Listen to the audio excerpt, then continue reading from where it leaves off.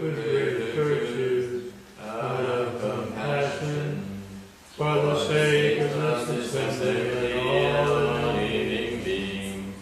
Please turn the wonderful Dharma wheel to teach us how to be suffering, attain bliss in birth and death, and quickly realize non-birth.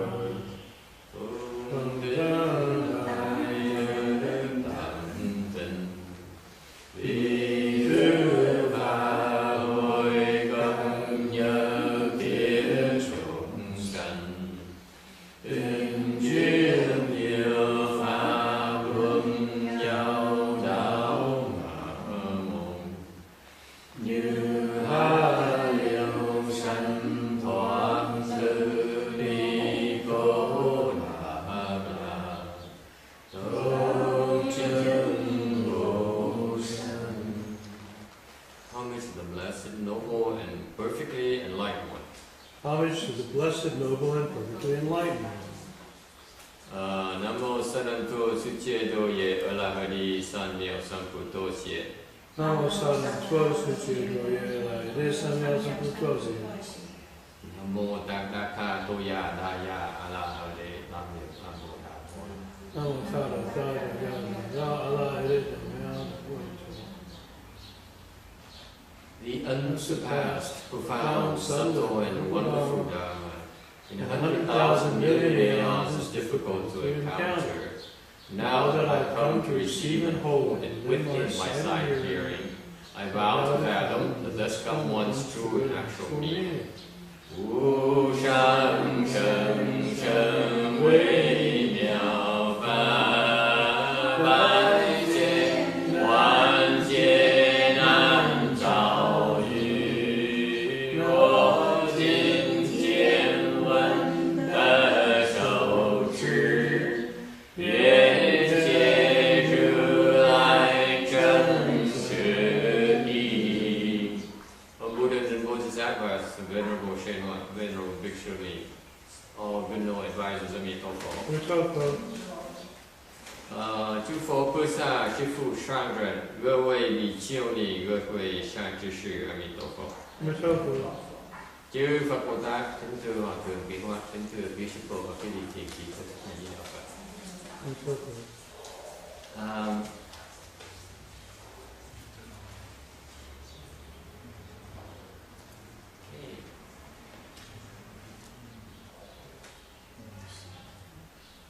So we today is the 22nd of May, 2011. We are lecturing at the Paying Chinese Temple in Rosemead, California, on the Amitabha Sutra. We are on slide 358. All right, talking about non-retreating, nói về cái bất thôi.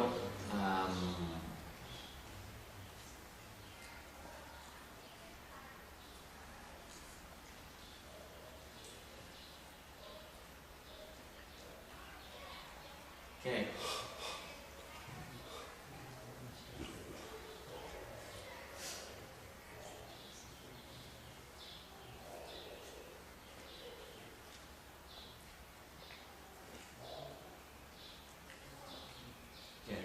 For in terms of regression, về cái bất thôi, you translating for the Chinese ladies, right? Yeah.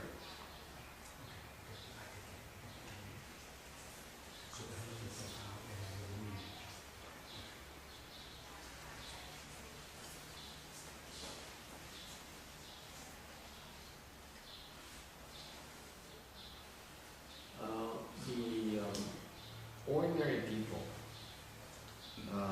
they have a really real, don't possess real wisdom. I'm sorry to say that for most of them. Cái người mà phàm phu như chúng ta thì thực sự không có trí huệ gì cả. In other words, you're pretty confused, and you think yourselves to be so hot. Okay, I'm warming up. It's worth the cup.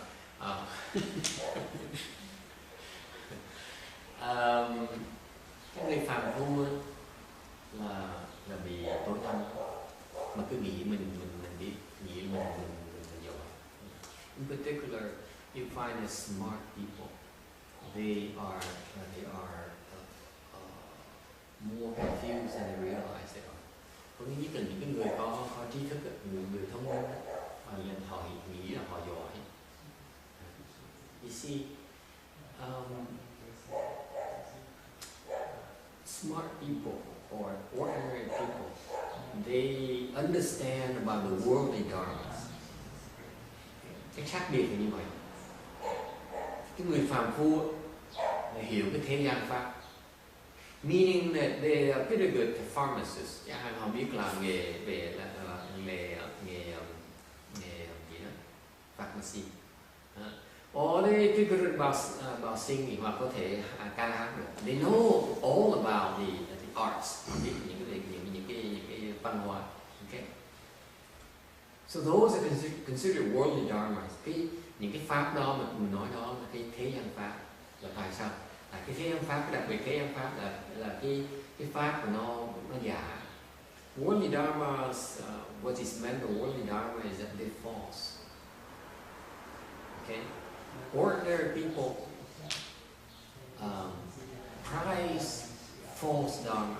Cái người thế gian đó, đam mê những cái đồ thế gian, những cái thế gian pháp có nghĩa những cái đồ thế gian. Okay. And therefore they invest a lot into trying to understand this worldly dharmas. Thành cái người thế gian, người phàm phu bỏ rất nhiều tâm huyết để mà hiểu những cái thế gian pháp. Okay. And so what happened is that ordinary people, smart ones in particular, or the scientists, or the so-called experts, they excel at understanding in great details these worldly dharmas. Để họ những cái người mà thông minh, những cái người mà trí thức, những cái khoa học gia, những cái người lãnh đạo, thì họ biết rõ ràng những pháp thế gian. So they excel understanding something that is intrinsically false. Những người phàm phu, những người đó, họ hiểu những cái pháp mà nó rất là giả tạo. And we fail to ask ourselves, what's the point in understanding the false? Because no matter how well you understand the false, you cannot get to the truth. Tại sao mình bỏ thì giờ ra mà hiểu cái hư giả đó là phí thì giờ của mình? Tại vì quý vị làm như vậy thì không thể hiểu được cái sự thật. Quý vị có hiểu được cái giả đó, không có hiểu, quý vị hiểu được cái sự thật.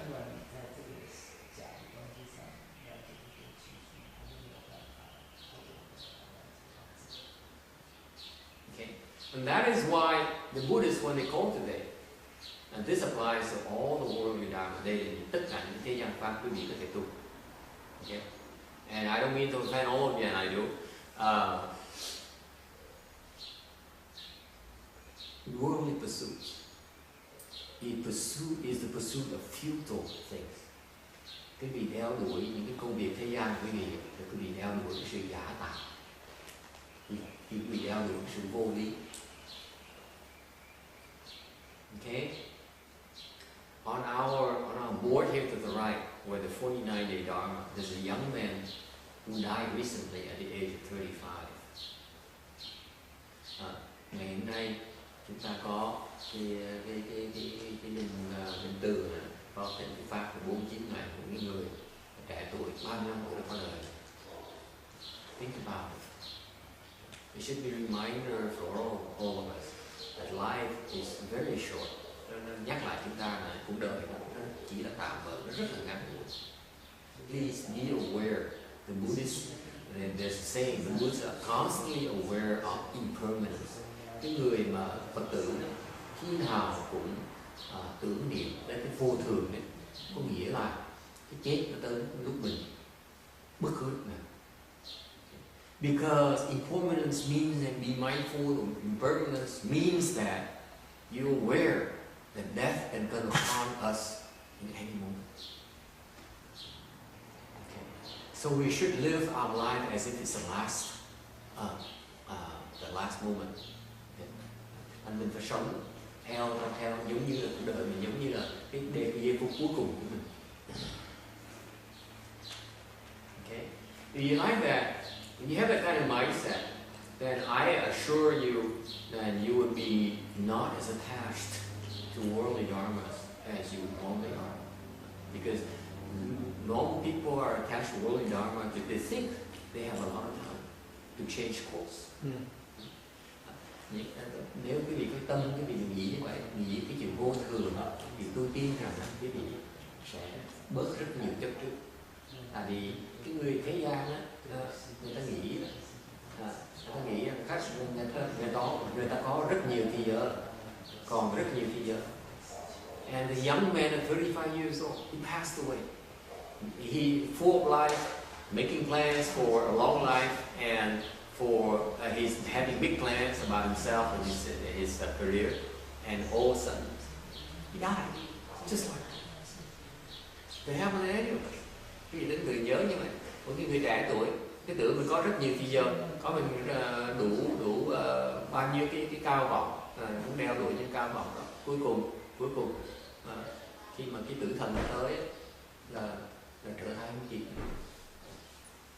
No, he died head down, and what I heard is that he spilled his blood out, so his blood came out on all the entire carpet by himself.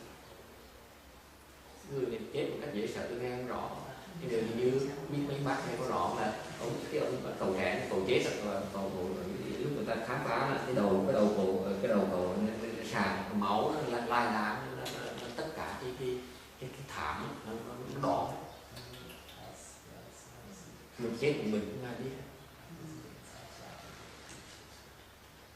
Okay. So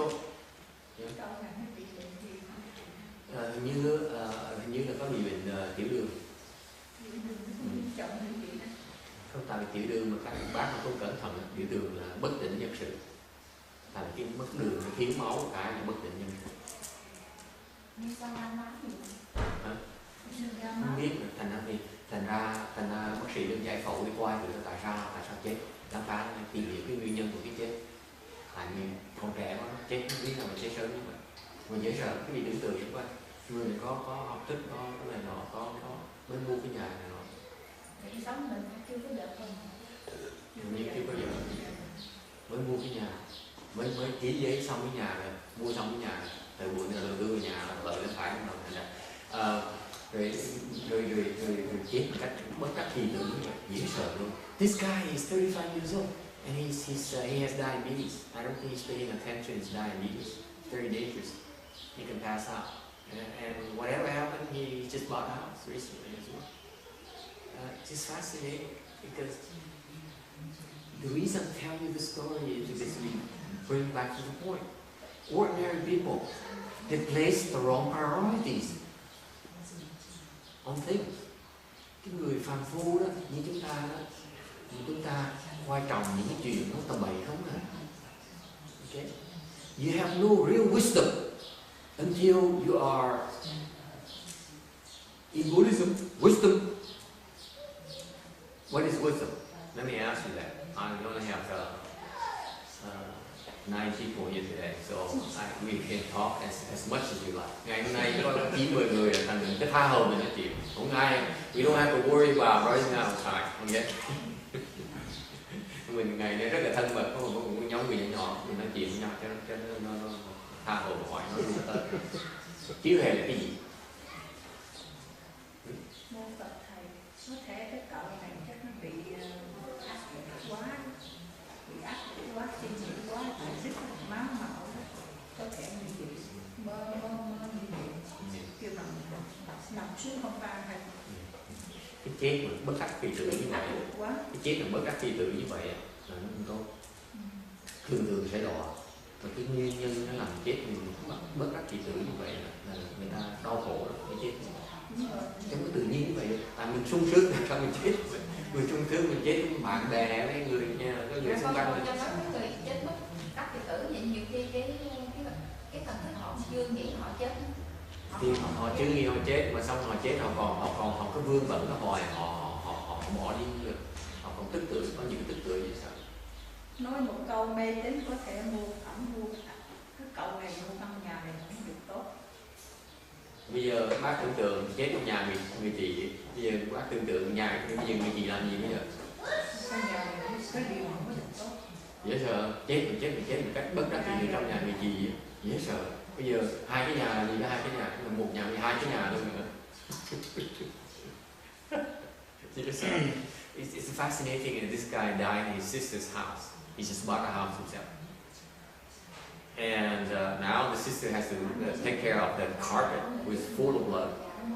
And the brother died in her house in a very bad way. That means that it's no good. The causes of death are no good. The relationship is no good. So now you have two houses to worry about. Who's going to buy the sister's house now? Knowing someone just died recently. Would you? Even how cheap it is? You buy and you rent it out, no one will rent it from you. They will not. You know, when you die like that, you typically, your spirits are still around them because you're still upset. You cannot let go. Thường mình chết như vậy, cái vị biết mình chết như vậy mình thành quỷ. Mình ở cái vùng đó thôi, tại mình bỏ nó, mình còn tức quá, còn tức tưởi mới sợ. That's why when you buy houses, when you invest in houses, you have to ask for the history. I think the realtors nowadays have to tell you that somebody just passed away in California. There's a law now. I think maybe they do. They do? They do, I know. And there's a law. So you need to check. They're supposed to reveal that someone just died recently.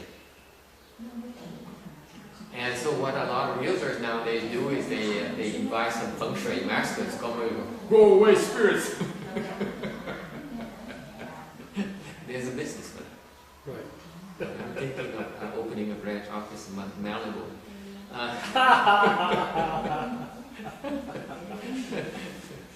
That's right. Beverly Hills would be all right too.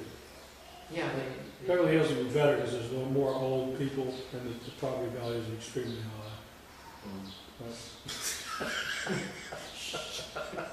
Business plans. Okay, never mind.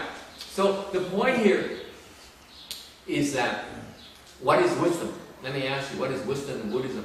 Cái Phật giáo mình trí huệ là cái gì? Mình mới nói phàm phu là người bị hồ đồ, mình bị mê hoặc, thiếu sáng suốt. Thì bên Phật giáo mình á, cái trí huệ là cái gì? So what is Buddhism in wisdom in Buddhism? What is it? So in general, not talking Buddhism, wisdom is the ability to be able to know the right course of action in every circumstance, whatever it is, and be able to find out what it is. Theo với người Tây phương ta nói cái trí huệ là mình có thể thấy được rõ ràng và bất cứ cái chuyện trường hợp nào mình có thể chọn cái con đường đi đúng.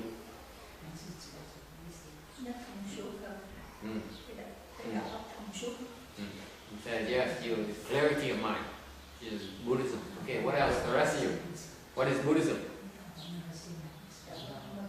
Buddhism is in Buddhism, wisdom. What is wisdom in Buddhism? That is clearly defined. Trong Phật giáo mình, cái trí huệ nó rất rõ ràng. Danny, what is wisdom in Buddhism? Don't talk about that boy. He's dead. What is wisdom in Buddhism? No attachment. No attachment. Yeah, it's a clarity of mind, no attachment. Okay. Cái trong Phật giáo mình trí huệ không có sự chấp trước.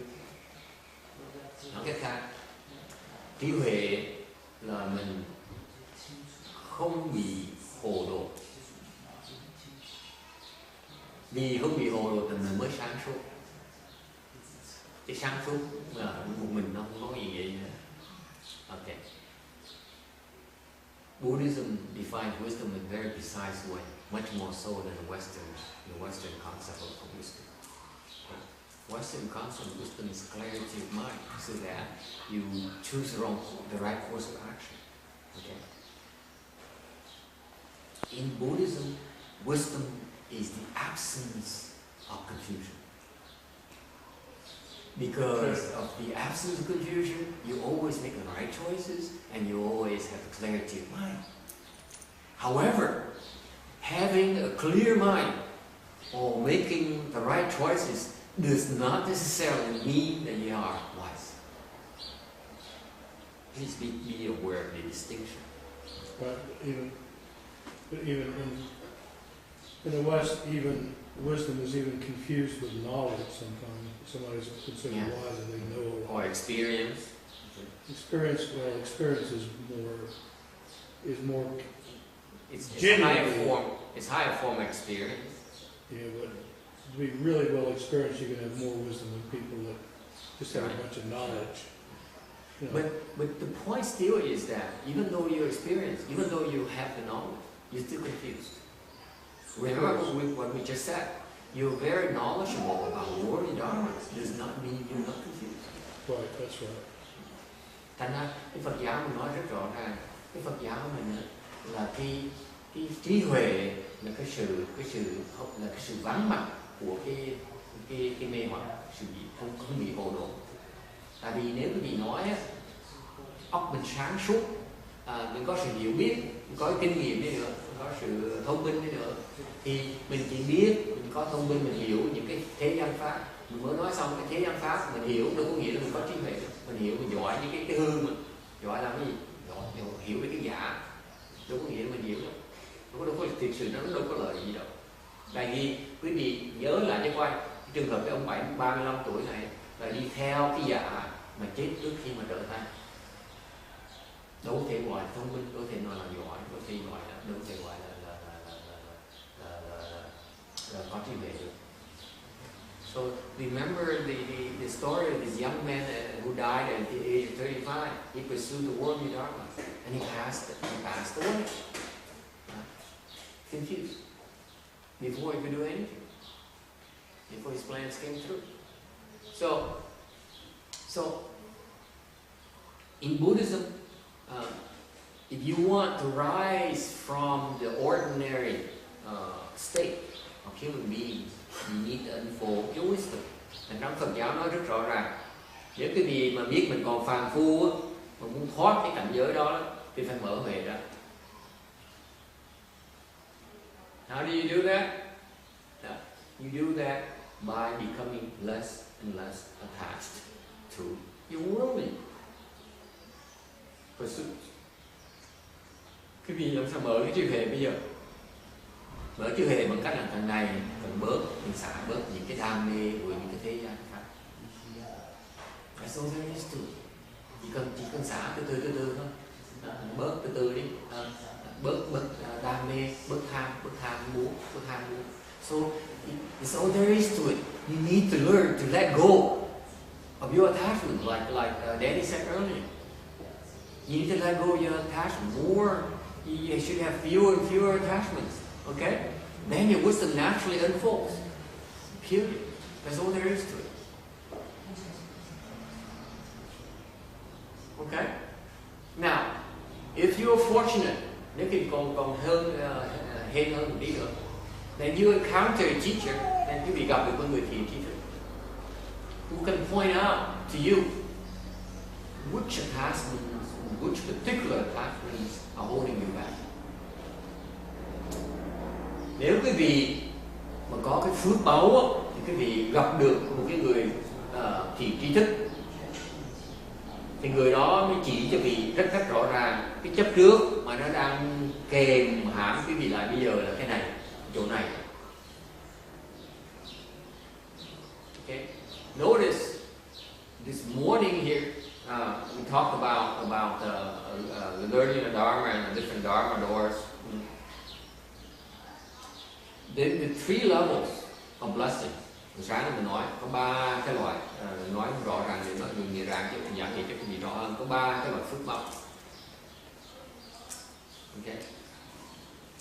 Number one, phước báo loại phước báo đầu tiên hết đó là mình biết mình đang bị hồ đồ. Number one, the first kind of blessing is that the first level of blessing is that you are aware you're confused. Who has that? nhất hết á, phước báo được trình độ thứ nhất hết á, tầng lớp đầu tiên hết, mình biết mình đang bị hồ đồ. Quý vị không có phước báo quý vị không biết.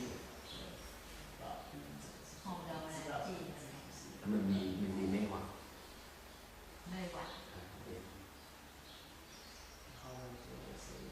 Okay. Okay, mình phải biết cái đó.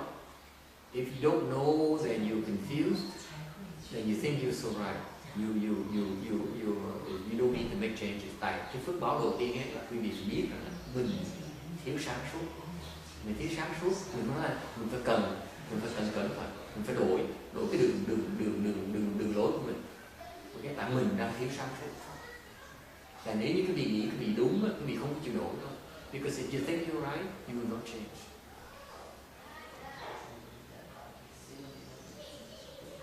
Đa số thế gian nghĩ mình đúng không?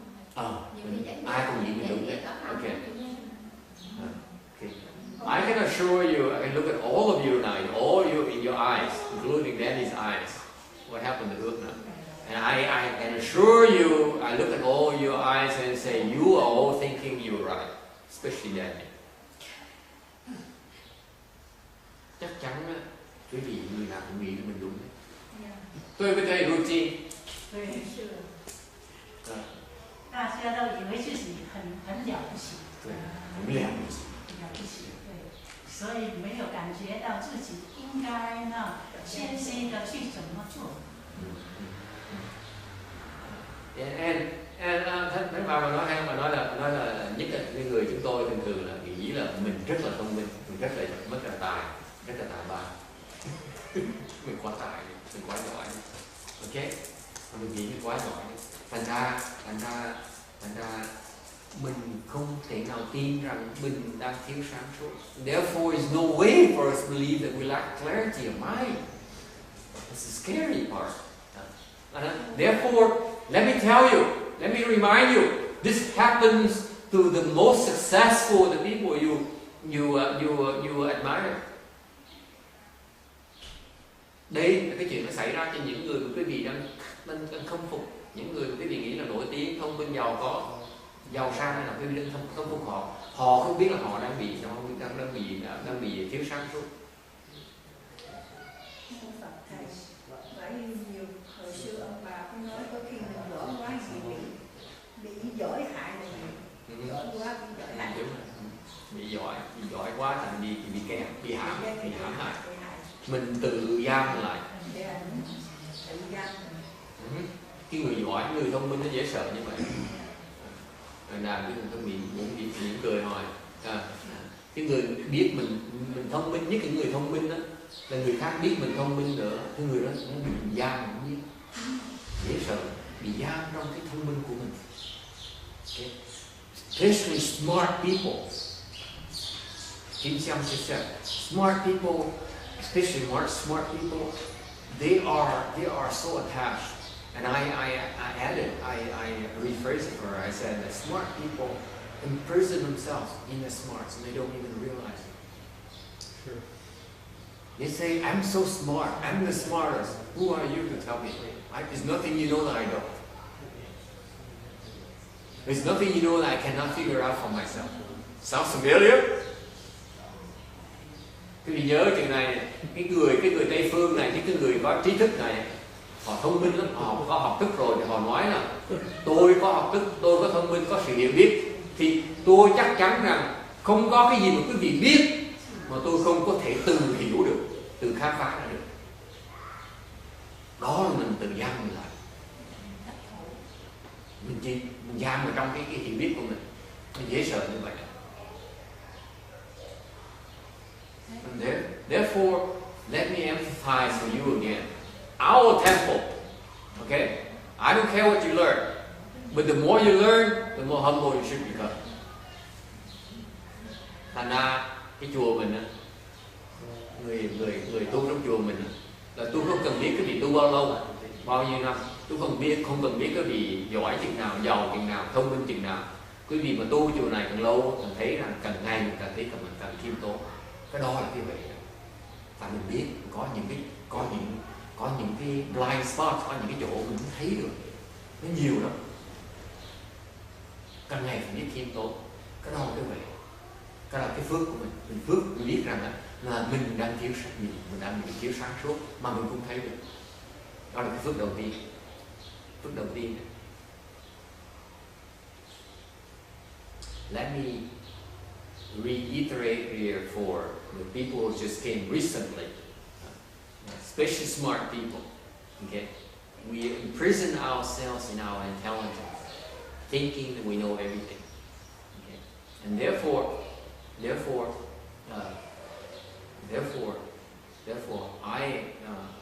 want to remind you again: it's not false modesty. The wiser you become, the more humble you become. Tôi nói quý vị không phải là tôi giả đò, làm bộ làm bịch nha. Cái người mà có trí huệ, càng ngày càng có trí huệ thì càng ngày càng khiêm tốn. Ngài không bao giờ nghĩ tôi là pháp sư, tôi là hòa thượng, tôi là thượng tọa, tôi là sư bà, tôi là ni sư này nọ. Cái gì tôi đã qua cái từng trải qua 50 năm rồi, 40 năm, 30 năm rồi, cái gì đó tu bao nhiêu mà biết gì mà nói cho tôi. Tôi đã nuôi biết bao nhiêu cái ba đời con cháu rồi.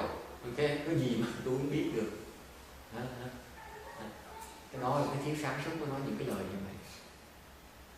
I assure you that I don't care who you are. You may be very old, you may be very experienced, you may be very successful. You cannot afford to tell yourself that I've seen it all. I've learned so much. I watch things change. I know so much. What do you know? You're only 10 years old. You're only at this new at this. What do you know? This morning we talked about going to seclusion, and someone asked, so lay people can go into seclusion? I said no, lay people can go into seclusion. Hồi sáng mình nói chuyện, hồi sáng mình nói chuyện là có một người hỏi là mình cái người tại gia có vào thất được không? Tôi nói tại gia vào thất được nhé. Tại sao mà được? Tại vì nếu có phước thì vào được, không cần gì về tại gia xuất gia. All you need is blessings. When you have a blessing, you can do anything you want. Okay, and so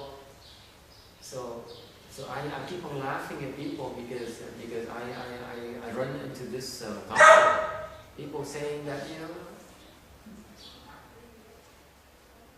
what do you know? You knew at this. I've been at this much longer than you have, and it's nothing. There's nothing you know that I know. This or wrong, because this morning we talked about going to seclusion. How is it some people can go some seclusion, some people can't, because it's the prior blessing. And how come that people don't accrue any blessings and yet they can go into seclusion? Because They have no room. Huh? They have no room. Yeah, they have already. No need to accrue blessings. They accrued already. Hồi sáng tôi nói mình có thì giờ tôi nói kịp, bởi vì cái bác thân hương phải chứng minh cho tôi biết là sáng mình có gì chuyện mà nói kịp, chứ không phải mình lười, mình không làm lễ đâu. Là tại sao mình cái người mình nói là sáng người xuất gia là phải làm việc cái chùa trong 3 năm rồi mới có thể vào thất một tuần. Ok, thì con ngược lại những người không làm gì cũng như không ngồi thất được. Tại vì người ta có sẵn phước rồi. Cái vị chỉ nhìn cái vị có chuyện cận cái nhìn nó tôi cái đầu tôi trọc tóc tôi bạc rồi này nọ thì tôi 20 năm 30 năm hơn quý vị rồi. Ngược lại tôi nói cái người trẻ như khi người ta trẻ hơn mình những điều người ta là tu 20-30 kiếp trước mình rồi. Thì sao quý vị so sánh được? Anh cứ nghĩ mình biết không, khi mình giỏi không à, chỉ thấy trước mắt mình thôi à. Okay, any questions? Okay, so number one, the lowest form of blessing, significant level of blessings is that you're aware that you're confused. And that's what Jasmine has to work on. Thành ra, nhắc lại quý vị, cái tầng lớp mà phước báo quý vị đầu tiên quan trọng là quý vị nếu có đủ phước báo sẽ thấy rằng là mình thiếu cái sự sáng suốt, óc mình thiếu sáng suốt, mình nghĩ mình giỏi, nó dễ sợ như vậy. Mình phải thấy được cái đó mới gọi là có phước. So the first level of blessing, significant level of blessing, is that you become humble. You're aware that the fact that you think you're smart, you don't realize you're confused. Okay. Anyone who thinks has that kind of blessing, ai nghĩ của mình có đủ cái phước đó? Oh my God. I give you a funny story. There's a Vietnamese lady who came a month ago, and very sharp, very smart, and very sure of herself. Within a month later, she realized that she's confused. That's how blessed she is. It's incredible. The turnaround is incredible. She said, I want to learn. You know what she wants to do? Cái chuyện là cái điện biết, hiểu cái điện nghe cái chuyện này. Cả tháng mình có một cái cô mới tới chùa đó, từ Việt Nam tới, giỏi, thông minh, rất là thông minh, rất là giỏi, rất là tự tin, tại vì rất thành công rất là trong chuyện công việc làm rất thành công. Tới nói là tu gì, tôi đã từng tu. Sau một tháng sau, tới cái chơi vậy thôi, sau một tháng sau, quyết định tu. Ok, nói là em có nhiều cái mà tôi phải cần tu, tôi cũng ngờ tôi phải cần tu, có nhiều cái tôi phải cần làm, mình rất quan trọng. Biết muốn làm gì không? Làm gì? Jasmine, what do you think she wants to do? She wants to do two things. Muốn làm hai chuyện thôi. Hai chuyện gì biết không? Cái người có phước có dễ sợ. Giảng sanh. Hả? Giảng sanh. Very good. Vãng sanh. Rebirth. She wants to do two things. Number one, rebirth. Actually, number two, rebirth. Thứ nhì là vãng sanh. Thứ nhất là gì biết không?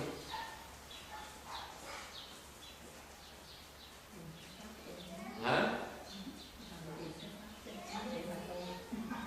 He says, I want to learn the Dharma so that I can cultivate. Bà này không tu. She doesn't want to cultivate. Sounds familiar? You're too busy. Cái gì bận rồi, có thì giờ đó mà tu. Thứ nhất là gì? So number two, that she wants that two things important to her. After 1 month, she realizes only two things that she wants to do. Number two is rebirth to the Pure Land. Not rebirth to the Pure Land. Very precise. I'm so impressed. Number one is what? Thứ nhất gì? Kêu gì không? She said, find a good no advisor. Not quite.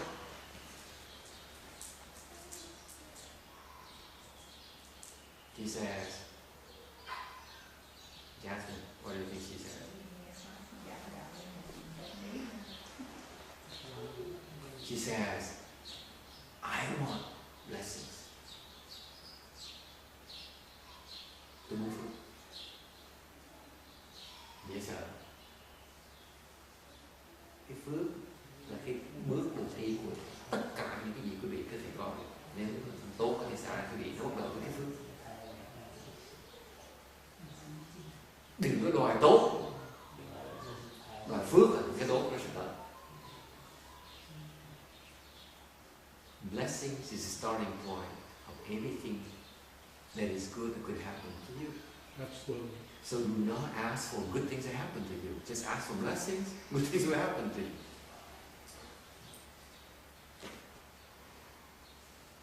Does it make sense, Daddy? This is what the Chinese understand. This is what the Caucasian don't understand. Caucasian, I figure it out. Yeah, I figure it out. The Chinese is much smarter. The Chinese says, let me plant my blessings.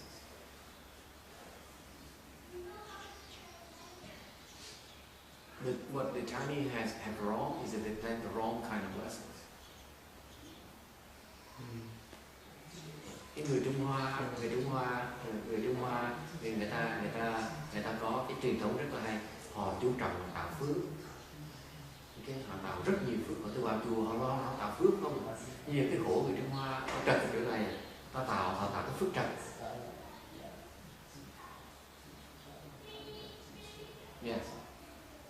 Well, I'm not overwhelmed with the Chinese brilliance and their wonderful way of living, and it's leaving me cold. And the more I learn about China and what's happening now,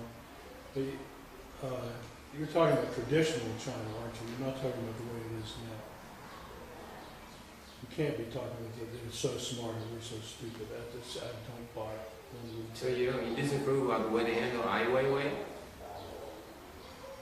Where they have what? The Chinese artist Ai Weiwei. I do disapprove. Put him in the house arrest. Yeah, I disapprove. Because he voiced his voice. He criticized the government. Yeah, well, I don't know much about him, and I haven't given it any thought. But I wouldn't be impressed favorably by them doing that. You know, Yeah. I'm not favorably impressed with them taking all the farmers' land. No, I'm not talking about the Chinese government or China as a country. No, the Chinese when I mention Chinese, don't get me wrong. The Chinese is wide. The Chinese in Vietnam, the Chinese in Taiwan, the Chinese in mainland China, the Chinese in Malaysia, You mean the Chinese in San Diego. Okay, they're everywhere. yeah? Almost like a Vietnamese. Yeah, because the Vietnamese multiply the rabbits too.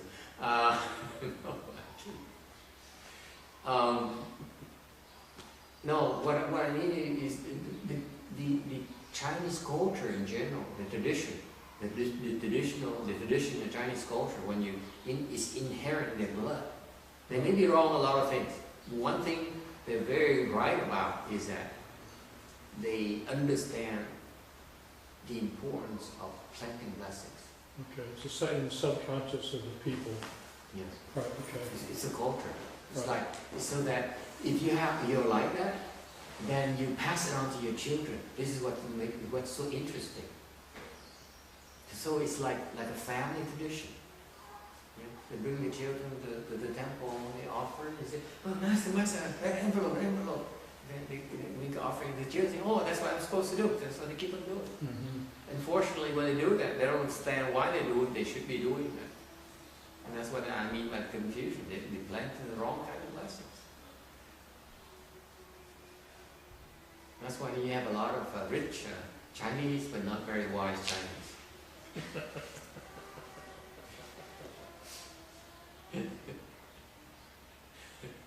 Tại mà trồng cái phước trật á, thành ra người Trung Hoa đã trồng phước rất là nhiều, đều trồng phước trật, thành ra cái kết quả là họ có rất nhiều người Trung Hoa rất là giàu có sang trọng. Đều cái khổ á, họ giàu họ thiếu sự sáng suốt. Okay? You have to plant the right kind of blessings.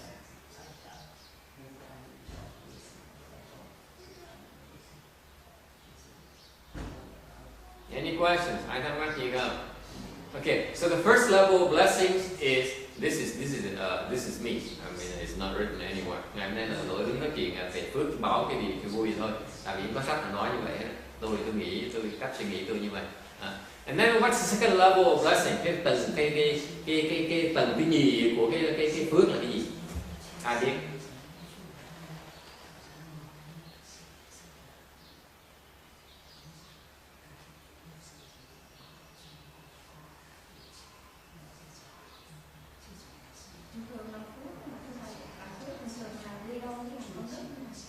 Làm công đức, như là sau khi làm công đức rồi có phước rồi đó, thì mình có phước rồi thì mình có cái loại phước thứ nhì nữa, mình có tới được cái trình độ thứ nhì là cái gì? Trình độ thứ nhì mình biết rằng cần có cái pháp để giải thoát.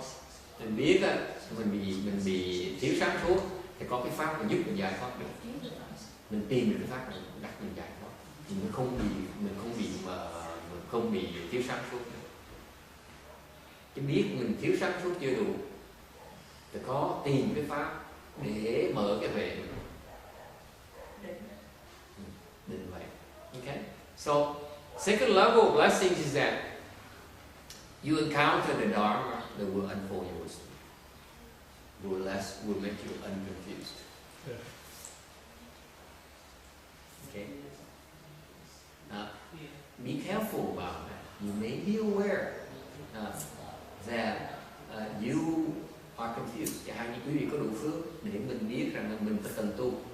Okay?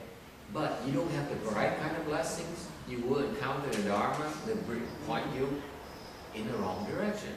Thành ra nếu quý vị biết rằng mình cần mình thiếu sáng suốt mà gặp cái pháp trật đi nữa, okay, thì mình còn sống không được không mở được cái này, mình vẫn bị thiếu sáng suốt như thế. So the point here is that I'm not talking about your being wise. I'm not talking about that you have the blessings to believe, meet and believe in something that will unfold your wisdom down the road. Cái phước cái gì tôi nói tới là quý vị có được cái phước để mà gặp được cái pháp mà có thể giúp quý vị mở được cái huệ quý vị. Okay. Không dễ, rất là cực kỳ khó. Tại vì có nhiều người nghĩ mình gặp được cái pháp thì cái pháp rất rộng, mà cứ tin vào đó như cả tin vào tà năng và đạo. So remember, there's lots of people who are aware that they're confused, and they seek a way to unconfuse themselves, and they happen to believe in deviant dharma, to believe in improper dharma. Yeah, they go for spiritual penetration and kind of thing, quick fixes. Okay, so that's the second level of blessing. Cái đó là cái tầng lớp, cái trình độ mà phước báo cái gì là cái vị gặp được một cái pháp giải thoát, giúp cái vị mở được cái bề chân chính. Okay. And what's the third level of blessing? Cái trình độ thứ ba là gì? Now, third level of blessings is that you meet a good no advisor. Quý vị gặp được một người thiện tri thức. Cái người thiện tri thức là cái người sẽ giúp quý vị mở cái huệ, cái vị lẹ hơn cái việc có thể tự mở đấy. The third level is you need meet with a good no advisor. Why is it important? Because this good no advisor can help you unfold your wisdom a lot quicker than you would do it by yourself. You will. If you encounter the right dharma, you will unfold your wisdom. There's no two ways about it.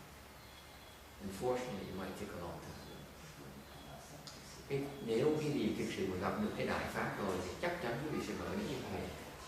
Cái khổ là nó có thể lâu mới mở được cái huệ. Cái người thiện tri thức, cái công việc người thiện tri thức ấy là giúp quý vị mở cái huệ ra.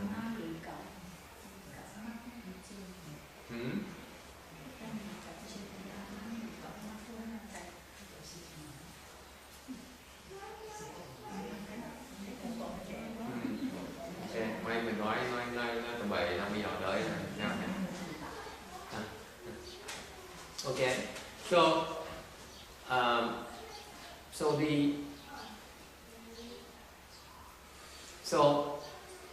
because of that, then the ordinary people can unfold the wisdom, and then if you unfold your transcendental wisdom, you will never become ordinary people, will never become confused again. Tại vì cái quan trọng chỗ này, nếu quý vị người phàm phu mà mở được cái huệ cái vị chân chính thì quý vị sẽ không bao giờ trở lại là người phàm phu nữa. Thành cái huệ rất quan trọng.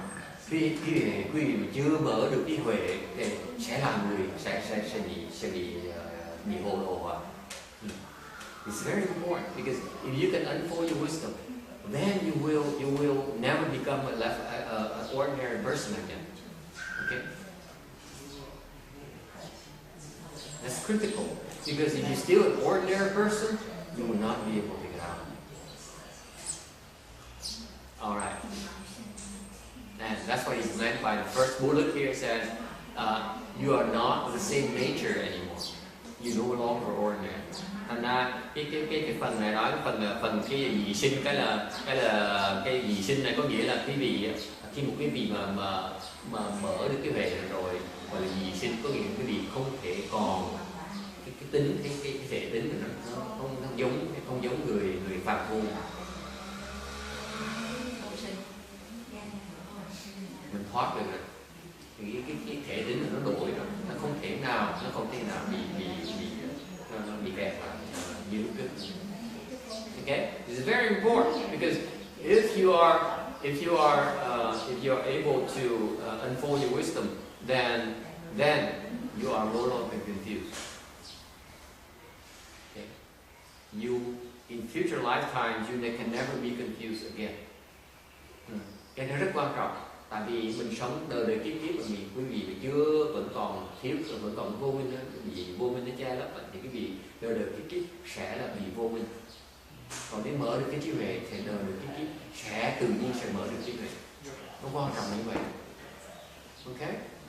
Cái đó là cái quan trọng mình cần phải làm, chứ mà đi lo đeo đuổi chuyện tầm bậy không, lo chuyện tiền bạc danh vọng không, rồi cuối cùng mình chết, mình chả đem được gì. This is very important for you to understand that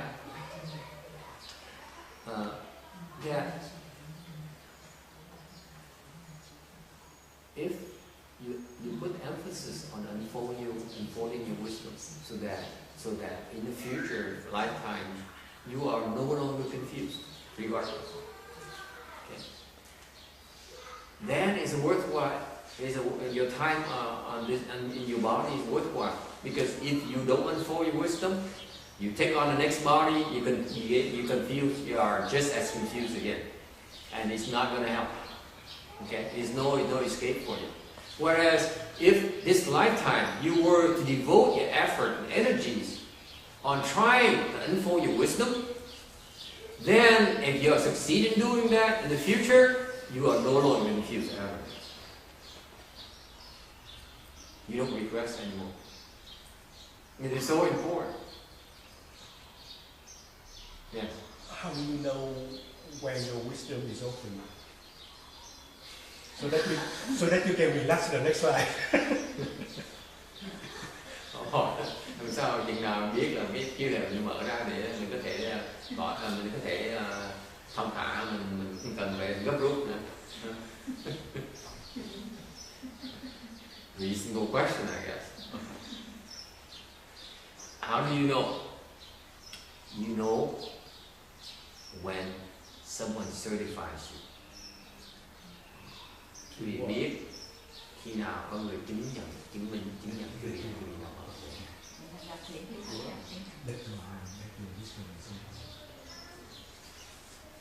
Phải cần con người tìm chỉ chứng nhận cho mình là mở rồi đấy. Chứ không thể nào mình tự nói mình mở rồi.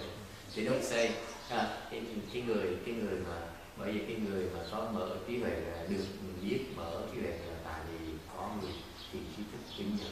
The reason you're wise, you know you have wisdom, is because you have you met a good know advisor who certified that you have wisdom. Nếu vậy thì con thấy ngoài những người đi học đạo đa số bị lầm. Họ nghĩ rằng là khi nào họ tụng kinh hoặc là gì đó mà thấy được những cái hình tượng của Phật hay các vị ân trên đó là họ mở được như vậy.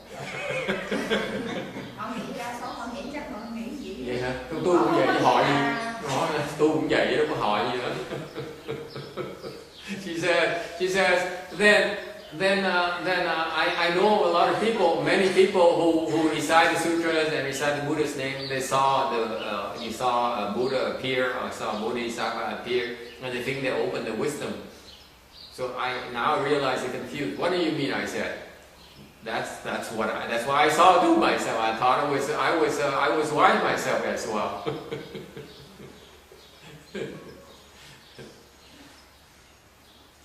Yes. Is there any relationship with the level, like arhat, or if you are arhat, even the first level, are you? Yeah, that's the first level. If you want to have the first real level of wisdom is first stage arhatship. Before that, doesn't count.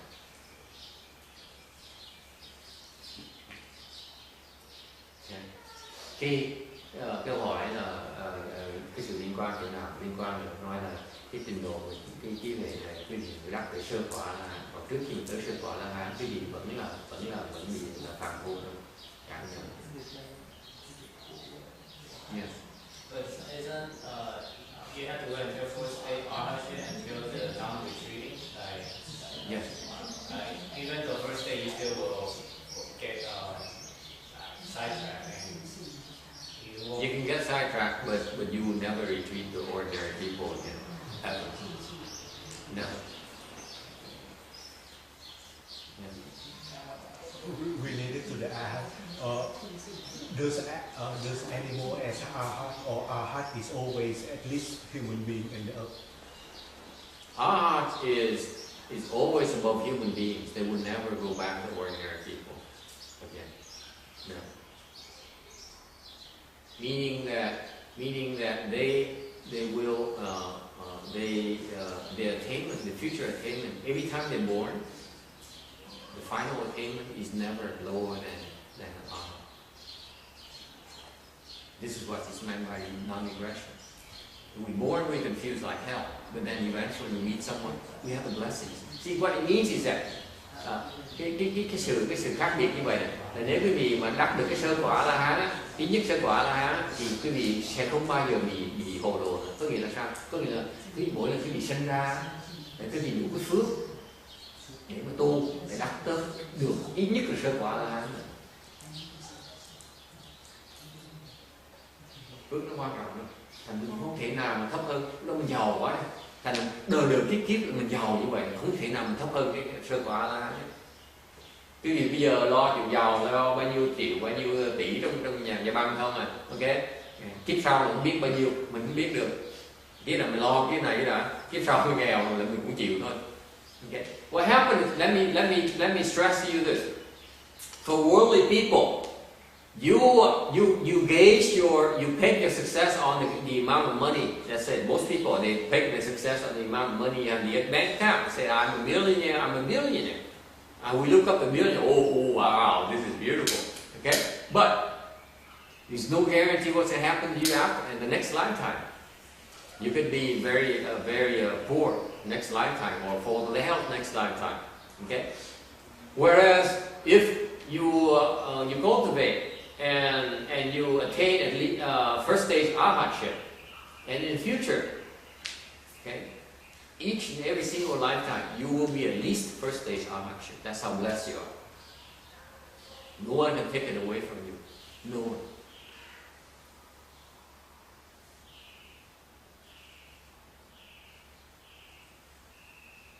So Jasmine goes around invests and makes investments so that she becomes a wealthy person again. And then next lifetime, say next lifetime, don't worry about next lifetime.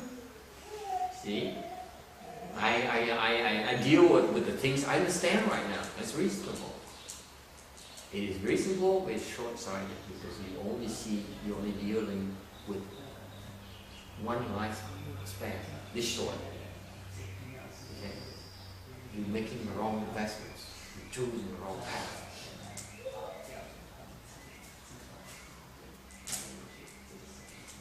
Okay.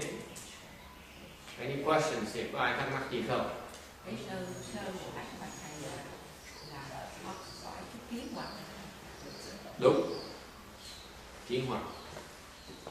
So first stage arhatship, you get rid of your view delusions. That's why it's called wisdom, because you no longer are confused by your view delusions.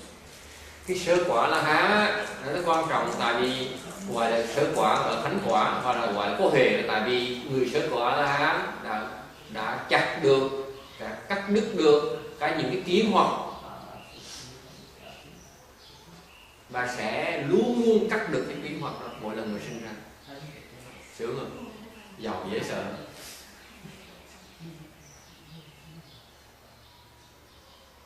And this is why when we cultivate, we emphasize accruing blessings, not money.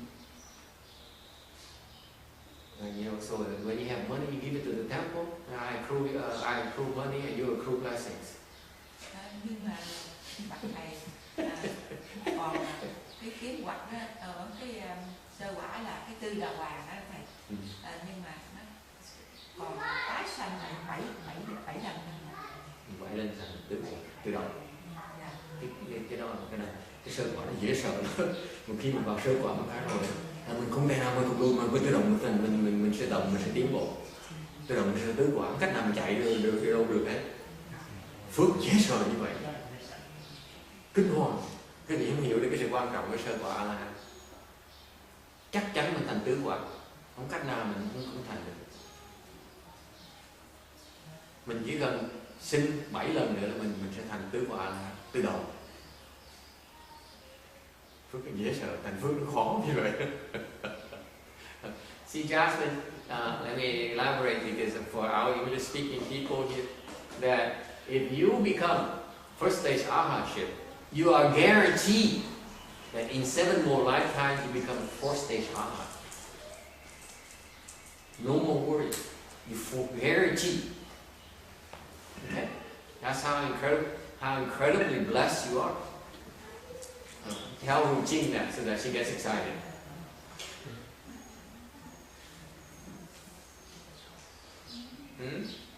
Yes. Yes. Is that faster than progressing in the Pure Land? No, it's not faster at all. It is. It is. It's just different. If you go to the Pure Land, it will be faster for you to reach fourth stage arhatship in Pure Land. I see. Why is that? You don't Go do on. any practice. Huh? There's no diversions. Nothing to do with practice. Yeah, nothing else to do. You're distracted all the time. In the Tsar world, you're distracted all the time. In the Pure Land, you help in the cultivation all the time. 所以说，你如果到西方极乐世界的话，你在那边修行，这是你修行阿罗汉会比较快，因为你在娑婆世界都是很多的干扰，那你到那边去就没有这些干扰。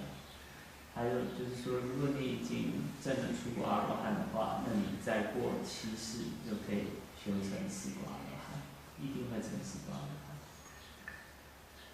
And this is we're talking. There's some new people joining the lecture here, so I want to include them a little bit in the lecture. The point of the reason that the people choose to cultivate is because they want to take control of their life. 那就是平常的人选择要修行，是因为他们想要能够控制他们的生活，让他们生活更能够在他们掌握之中。Cái lý do có nhiều người mới tới nên là tôi muốn nói lại cho họ để giảng để cho họ biết là cái lý do mà người ta muốn tu, muốn sanh muốn tu là tại vì họ muốn có sự tự chủ. Okay, and in Buddhism, the real measure, the first real measure of self-control, self-determination, is not to become an American citizen. 那在佛教里面呢，就是你能够控制掌握的程度呢，并不是像说你成为一个美国公民。Tại vì trong Phật giáo cái sự tự chủ nó không phải mình thành công dân Mỹ. See, the Bhikshuni says, "What? I'm Vietnamese." He says, "What dharma is he speaking about now?" It's about becoming. It's about unfolding your wisdom, so that you know what to do, and you always know what to do in the future lifetimes.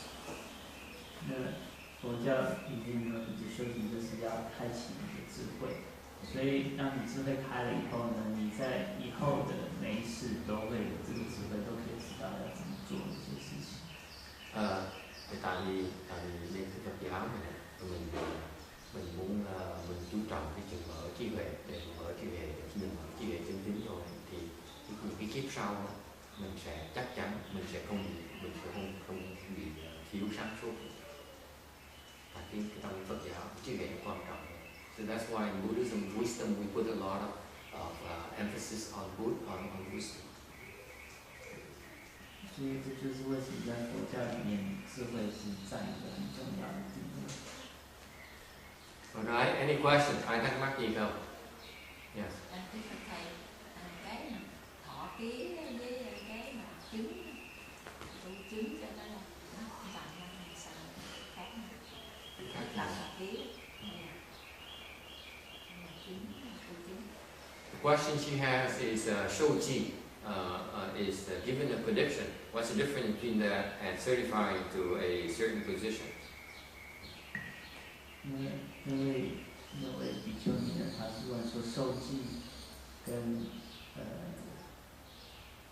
另外一个正位正位 certifying to position. 正位跟正位有什么不同？ Let me explain to you, to those who don't know what the question means. In Buddhism, there is tradition where the Buddhas would give you prediction of Buddhahood. They say, in the future you become a Buddha. A long time down the road you become a Buddha. It's called giving prediction. 在佛教里面呢，受记就是指说这个佛他告诉他就是说某某某在什么时候会成佛，在多少时以后。成佛不是成功，成佛。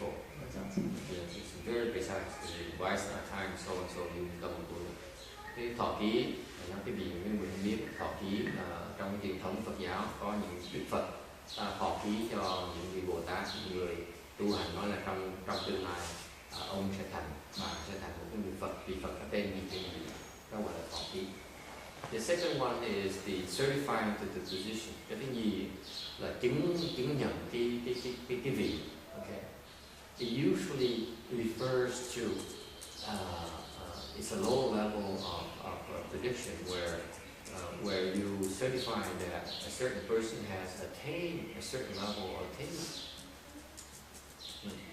Cái chứng vị là nó khác, cái thọ ký ở chỗ là nó chứng nhận một cái người có tri thức, có cái người thiện tri thức, nó chứng nhận là cái gì đó đạt được cái trình độ nào đó. Thì tại vì sao như vậy? Tại cái người thiện tri thức có sự cái nhìn hiểu biết được, thấy rằng cái gì đã đắc được cái cảnh giới đó, để họ chứng nhận được cho chúng ta, để giúp chúng ta đã làm gì, để giúp chúng ta tiếp tục tu đúng được. 那正位呢，可以说是比较低程度的受记，就是说，当你修行到某一程度呢，只是说，这个善知识或者是佛，他告诉你说你在哪个程度，但是并不是说你已经成佛了。This is an important concept. Cái câu hỏi này quan trọng và tại vì như vậy, because the good knowing advisors, những cái vị mà thiện tri thức, they are in the business of guiding you in your practice. Just like in a real world where you have a boss, your mentor, he wants to help you progress in your career development. That's why you get a mentor. That's what good knowing advisors are supposed to do in Buddhism. 在佛教里面，这个善知识呢是很重要的，因为他就是会指导说你修行的方向，然后你现在是在什么程度，就像是在世间里面你工作上的一个上司，或者是你学习的一个对象。Thành ra cái quan niệm mà chứng vị nó quan trọng, tại vì cái người thiện tri thức người ta muốn hướng dẫn cho người học trò để người ta tiến bộ từ từ, tiến bộ đều đều. Giống như trong cái thế gian pháp, những cái người mà lãnh đạo của mình muốn đào tạo nhân tài, thành phải dẫn cho họ đi từng bước để họ tiến bộ, để họ có thể thăng chức. Okay. And this is one of the things that people don't people ask about. How do you find a good teacher, a good knowing advisors? Tại người ta từng tự hỏi làm sao có nhìn nhận được người thiện tri thức.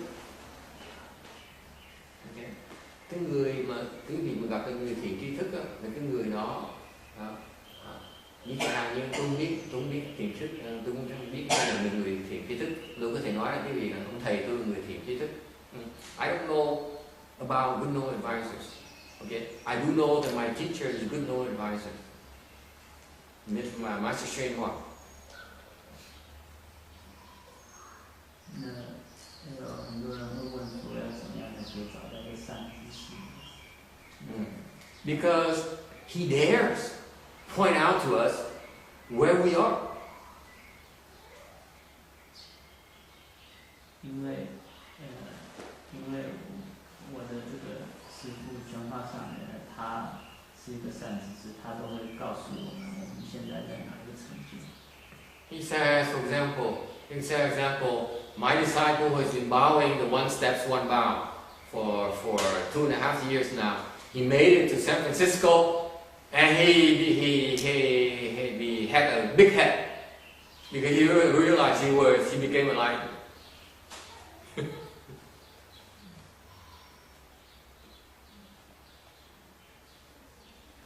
Enlightened is 觉悟了。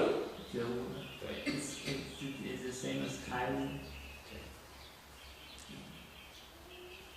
OK， 那像宣化上人就有说，像这个弟子，他3步礼拜，他拜到3番4，但是他都没有察觉到他自己其實已經開悟。After 2.5 years about on the outside. 拜了2年半。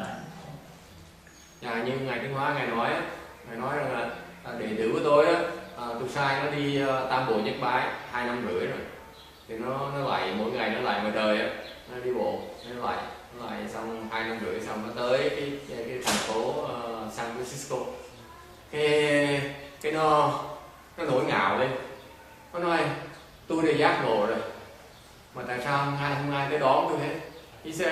He says he became arrogant. He says I became enlightened. People should be jumping up and down and stringing banners and having balloons saying welcome me to San Francisco. How come there's no one here? Because it's a big thing to be enlightened. Ngài cái cười, ngài nói để từ từ nó tới San Francisco một cái thì nó biết là nó giác ngộ rồi, nó mới nói giác ngộ chừng đại sự. Thành ra lúc người ta tôi đã giác ngộ như vậy, tại sao người ta không chịu dâng hoa, dâng đèn, dâng cờ để mà hoan nghênh tôi tới cái thành phố này, chuyện đại sự mà.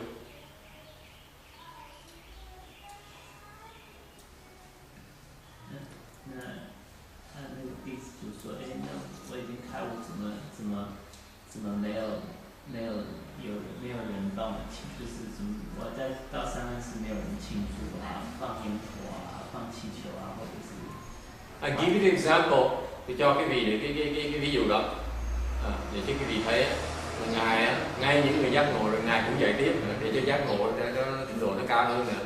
So give you an example of this person becoming enlightened and Master Shin, and this is meaning first ground Bodhisattva. And then Master Shin will recognize him and tells him about it so that he can guide him to attain high level of enlightenment. That's how you recognize good no advisor. He says, yeah, oh boy, you can recognize first ground Bodhisattva. Wow, he's much higher than first ground Bodhisattva.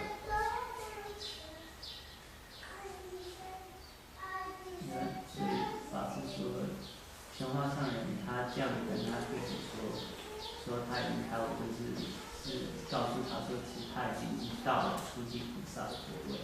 那意思就是说，他的弟子就知道说，已经到初级菩萨果位，所以就知道说之后的修行是要往更高的境界去进行，这样子。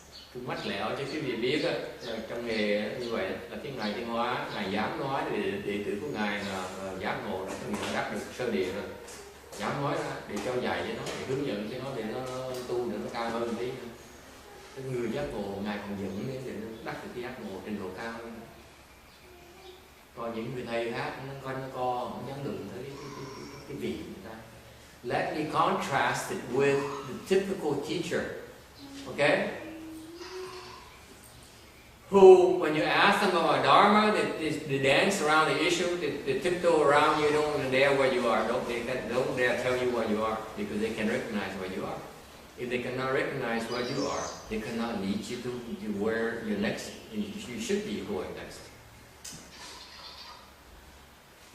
那像很多平常的老师，他们都不会告诉学生说他们现在成绩在哪里。就是因为老师师自己本身没有办法知道说学生现在程度在哪，所以他也没有办法告诉学生说他们之后要怎么修行。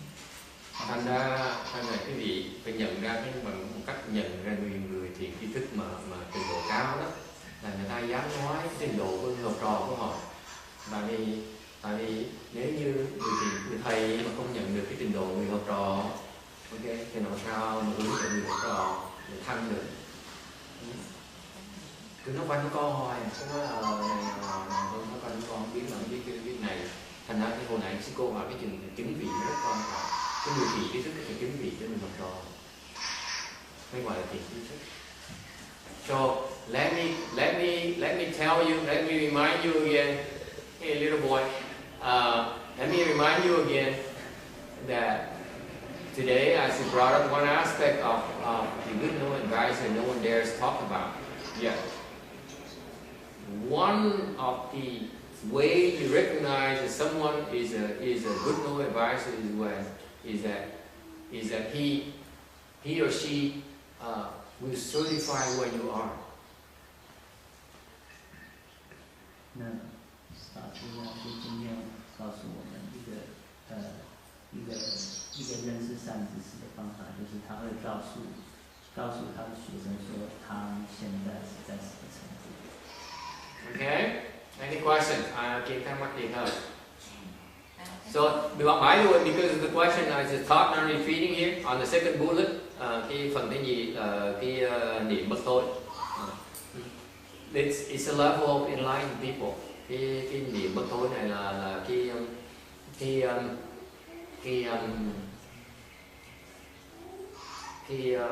trình độ của những người giác ngộ rồi. Okay? Meaning that this is very important. This is very important. Cái trình độ giác ngộ rất quan trọng. Okay? Because every time you're born, okay, you get a different body.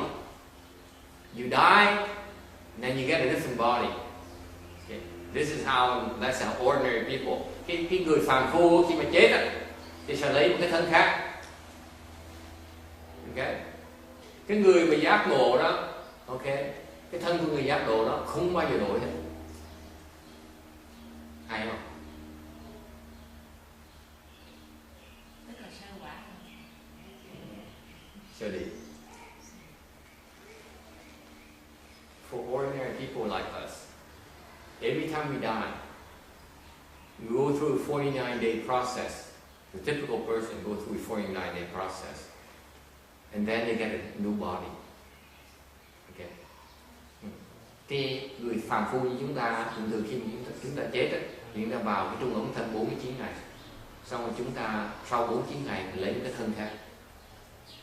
Okay? 那像平常的人呢，他们死了以后，就会经过49天，然后再有一个新的身体。And the problem with that is that the next body we get, we don't know what it is. Okay? Cái khổ này là cái thân sau này cái gì có đó thì mình không biết cái thân nó sẽ ra sao. You could be a person again, quý vị có thể thành một người lại. You could go to join Charlie there on the aisle there. Quý vị có thể Charlie is a dog right there. Quý vị có thể lấy cái thân con chó nó nằm trong này. Okay? Or you could become a ghost, hoặc quý vị thành con quỷ. Okay? Or you could become a monk. Hoặc quý vị có thể thành một người xuất gia. It's not bad, trust me. 当你得到一个新的身体的时候，你必须晓得你会是什么。也许你会还是做人，或者是你会变成像躺在那边那条狗，或者是你会变成一个鬼，或者是不知道什么东西。If you become enlightened, nếu quý vị mà giác ngộ được rồi, okay, cái thân sau này quý vị đó, the next body you get is the same as the body you have right.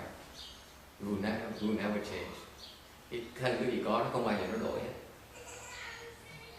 Vậy It means the same. A vẫn là A, looks the same? Same human being body. I thought you guys might be curious. So, for example, if the dog becomes a lion, what happened? You a dog forever? Or if Jackson becomes a lion, she becomes a woman forever? You look like Jackson like that in the back?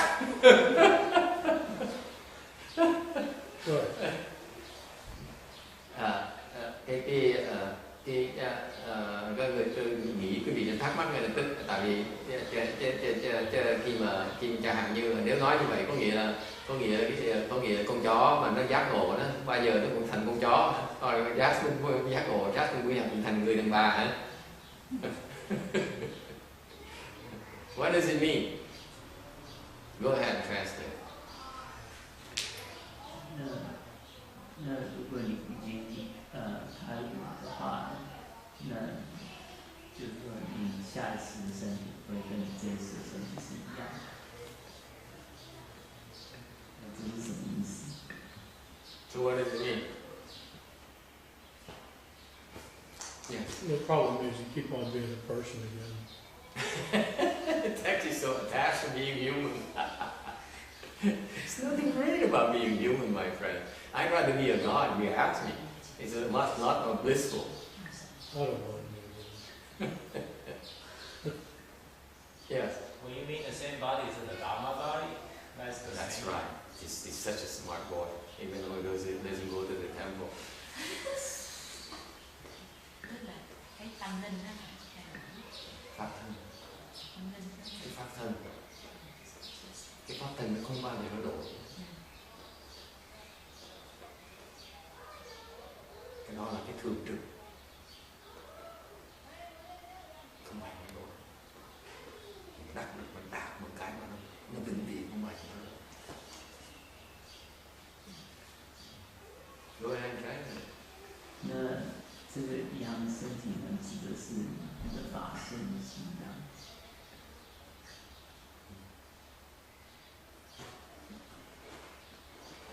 Yeah. So you're saying that if I don't become an arhat, whatever dharma body I have will disintegrate at the end of my life. Is that what you're saying? You're implying that, right? Yeah, it disintegrates. Whatever body you have here Yeah. will return to ashes. Talking Return about to the dharma dust. body. You're talking about the dharma body. So And our body never changes.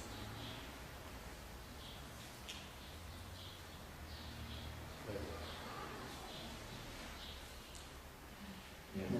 The question, what is the Dharma body? It's one of the three bodies you have when you become enlightened. You cannot get a Dharma body until you become enlightened. You get a Dharma body because you put an end to ignorance. You cannot have a Dharma body until you are no longer ignorant. Okay. So you have to be an arhat That's to have very a important. Our hearts are so stupid. They cannot possibly have Dharma bodies. Wait, so this is for Bodhisattva and upward. It's not for Arhat. Arhats too. Arhat still doesn't have Dharma body. Nowhere near. Nowhere near. Arhats are too confused. The Bodhisattva looks at Arhats and you guys are so stupid.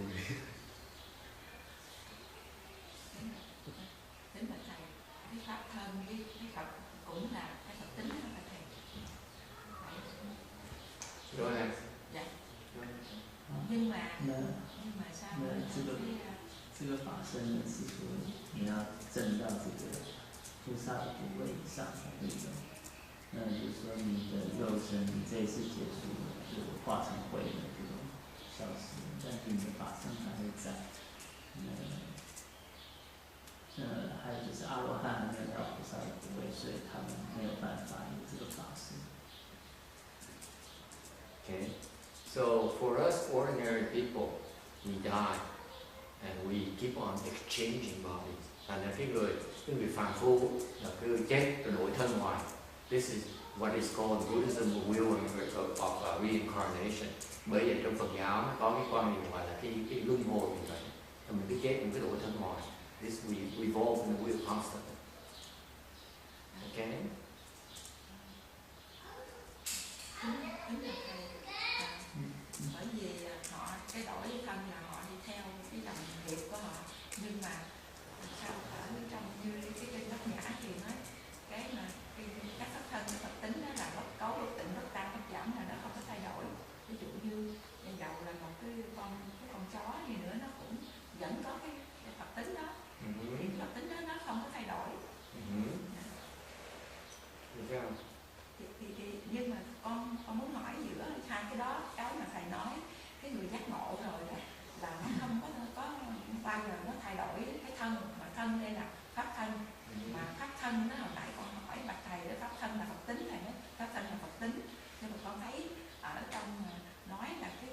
con chó các loài nó vẫn có phật tính của nó, mà cái phật tính thì cái tính chất của nó là nó không có thay đổi. Thì như vậy á, dù là nó luân hồi như vậy nhưng mà vẫn cái phật tính đó, nó vẫn có, còn là phật tính nó không thay đổi. Thì nó khác nhau cái gì mà những người giác ngộ hồi nãy thầy nói, nên là không thay đổi. Thì nó có Phật tính khi thành tục bằng cái người kia, cái người Bồ Tát thôi. Cái pháp thân là cái Phật tính, thì cái Phật tính của cái người Bồ Tát đó, lúc mà tới trình độ Bồ Tát đó, mà nó nói là thành thục rồi. Còn cái Phật tính của cái con chó nó chưa thành thục. Thành thì nói Phật tính con chó là bất cấu bất tịnh được. Cái Phật tính của ngài Bồ Tát là bất cấu bất tịnh. Phật tính con chó là con cấu bất tịnh, rồi loại sinh hồn mới gọi là thân cái thân con chó. Okay. She asked a question about the Heart Sutra. The Heart Sutra, it says it's not pure, not defiled, not big or small. So that refers to the Buddha nature. So what happens? If everyone has the Buddha nature, then the dog should have the same body as everyone else. Says no, you're wrong. The Buddha nature is the same in all of us. Okay, it's inherent in all of us. However, it's at different stages of the nature, meaning stage of development. The stage of Buddha nature in a dog is very confused, whereas the state of the Buddha nature in a bodhisattva is very advanced. Okay, it's all pertains to Buddha nature at different levels of confusion.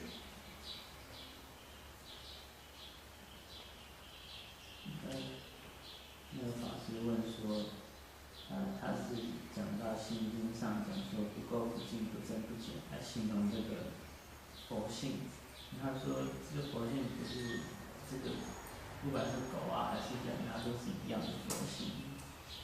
那所以怎么又会有法身这个东西这样子？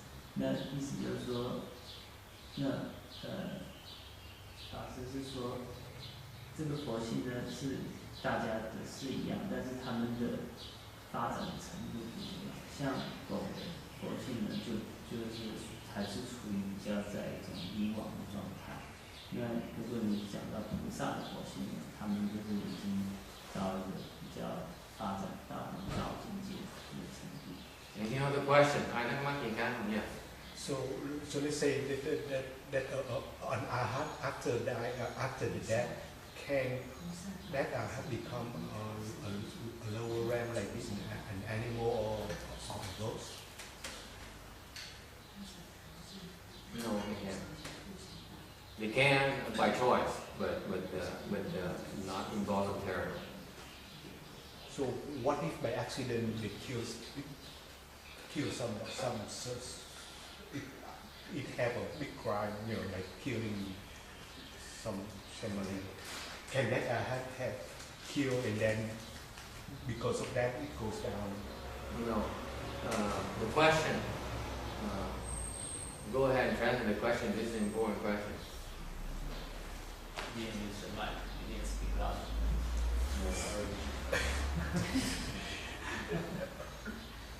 Can an arhat become at the next life become an animal or the lower realm or not? Can Arhat become like animal or ghost or hell? And if that arhat like commit a crime, then can it Fall. fall? 那他的问题是说，如果像一个阿罗汉，他又造了一些罪业的话，他会不会堕落到畜生道，或者是恶鬼，或者是地狱？ Câu hỏi là A-la-hán kiếp sau có thể đọa xuống làm súc sanh địa ngục được không? Không được. Bây giờ lỡ trường hợp A-la-hán mà tạo cái nghiệp dạng gì, tạo nghiệp sát sinh, giết cha giết mẹ, giết tôn trưởng này nọ thì sao? What do you think? You smart people, wise people, what do you think? Cái gì nghĩ sao? Talking about Anh tickets. Killing someone. killing someone. Why would Noah kill someone? You have to understand. Those of you who don't understand, those of you who are new to us, let me explain to you why we are. You see, this guy came to the temple about 4 years ago. He doesn't care less about arhatship. Thì ông này ông tới chùa này 4 năm rồi. Okay? 4 năm trước ông tới thì ông không cần biết A-la-hán là cái gì hết. Okay? After 4 years now, he's graduated and says, I want to know more. I want to understand more about arhatship. Sau 4 năm ông đổi ý mà bây giờ cái A-la-hán quan trọng, muốn hiểu về A-la-hán hơn. Okay.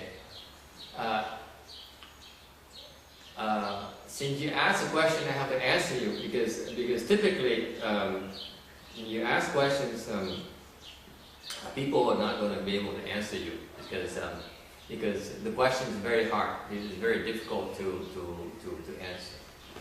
Here's the problem. Okay, if you read the books, there's no answer for this question. Cái gì nhớ như vậy?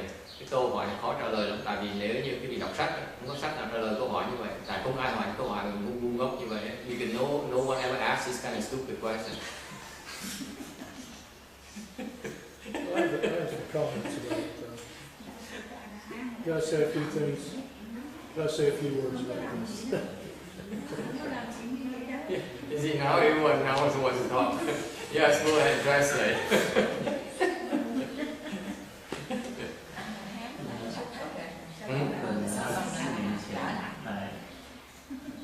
开始来上课，他那时候还不在乎阿罗汉是怎么样境界的，现在他已经开始想要了解更多一份阿罗汉的事情。Okay, because if you really know about Buddhism, you wouldn't ask the stupid questions. Nếu quý vị thực sự mình hiểu Phật giáo, không bao giờ hỏi câu hỏi ngốc như vậy hết. Wait a minute. So,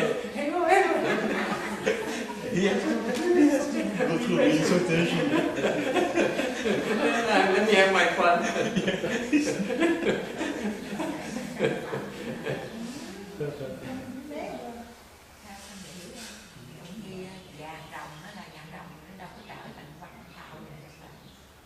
Tầm bậy, ai dám trả lời? Thì tôi hỏi tầm bậy mới trả lời không được.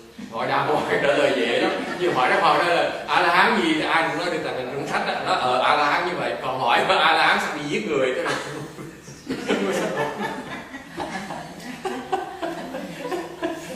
you don't understand how difficult the question is. It's so humorous.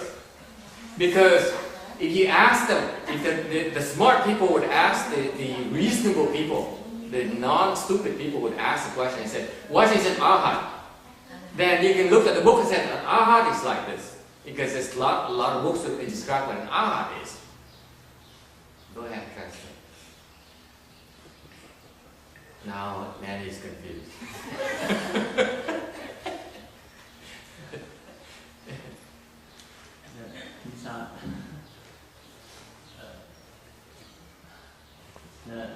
Pháp师认为说这个问题呢，其实是一个对佛教很没知识的人会问的，这很笨的问题，很笨的一个问题。平常你可以在书上找到讲说，介绍阿罗汉是有什么样的特性，但是他并不会回答你这个问题。Okay, because no, if you ask the right question, the reasonable question is what is an arhat? Then the books you can look up the definition. In all the books it says an arhat is this and this and this. But there's no books would have. I can guarantee you can go to all the books you can find. It wouldn't be. You cannot find any questions that if you become an arhat and you kill someone, what happens? Because the question is too stupid. No one will ever ask a stupid question like that. That's why there's no possible answer for it.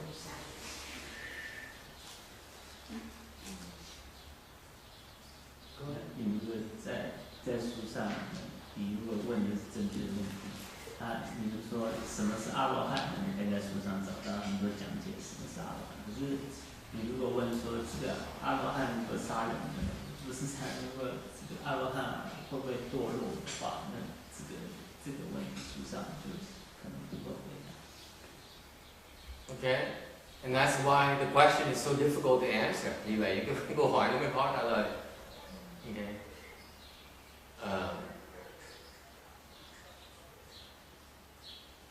The answer is that once you become an arhat, you will never commit a killing offense again.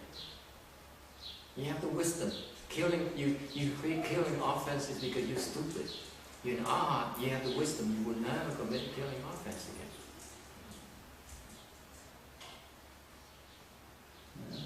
答案呢，就是说，你如果成为阿罗汉的话呢，你就有这个智慧，你就不会再去犯这个杀人的罪。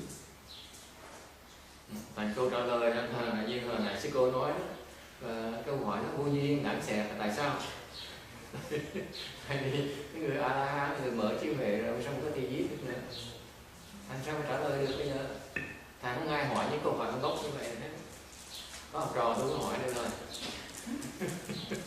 And that's why these are the most dangerous questions in the Dharma lecture. If people have the right to ask. Not funny, huh? Okay.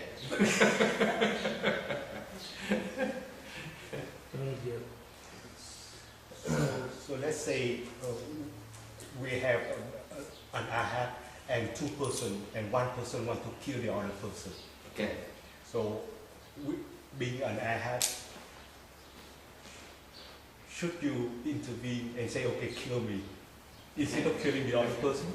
Okay, now he wants to ask a smart question. Bây giờ ông khôn rồi, bây giờ hỏi câu hỏi không thông minh hơn một tí. Hỏi xe rồi. 他现在问他换个问题，他说如果有3个人，其中1个人是阿罗汉，然后另外2个人呢，有1个要杀对方。Okay. Yeah, go ahead. Quickly.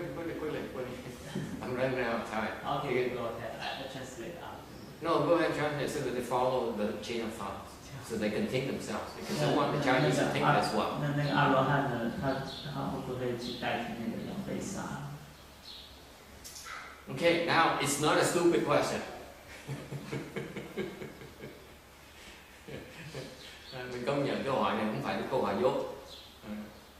Okay, so he made some improvement over it very quickly. Okay, that's very good. Okay, what do you think? This is even a harder question.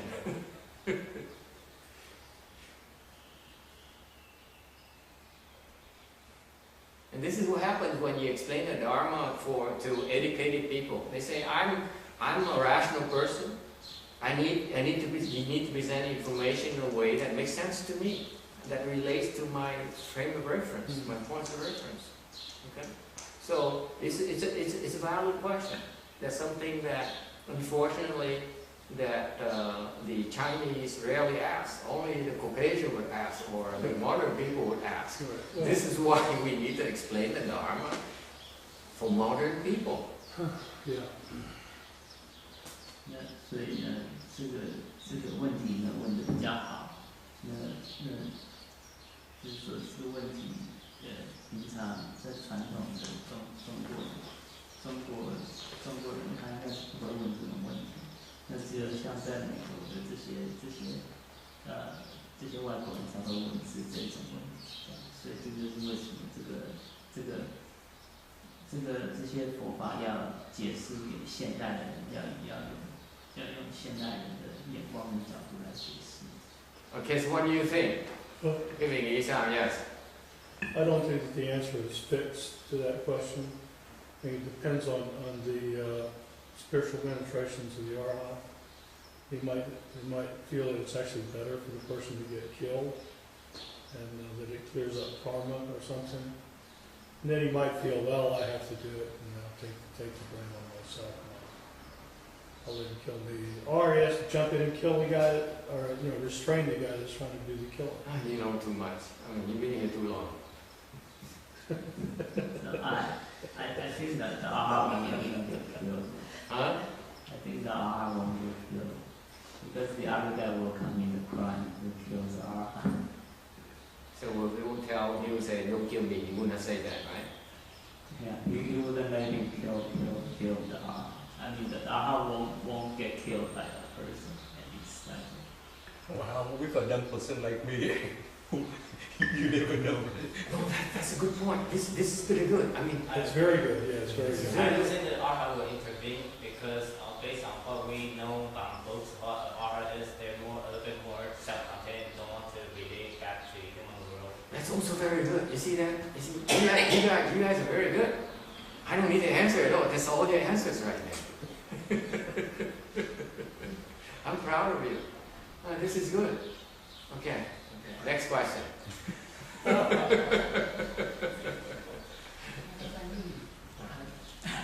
didn't catch what Jimmy said.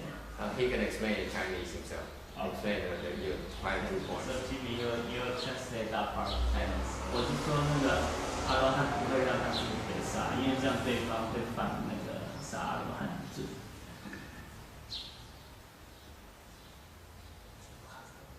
我是说，阿罗汉我们知道阿罗汉他的个性在经书上讲，他不会，他比较是 self 比较自我的人，他不会去动那个普通的，他觉得他们比较笨拙，所以我不想要看他。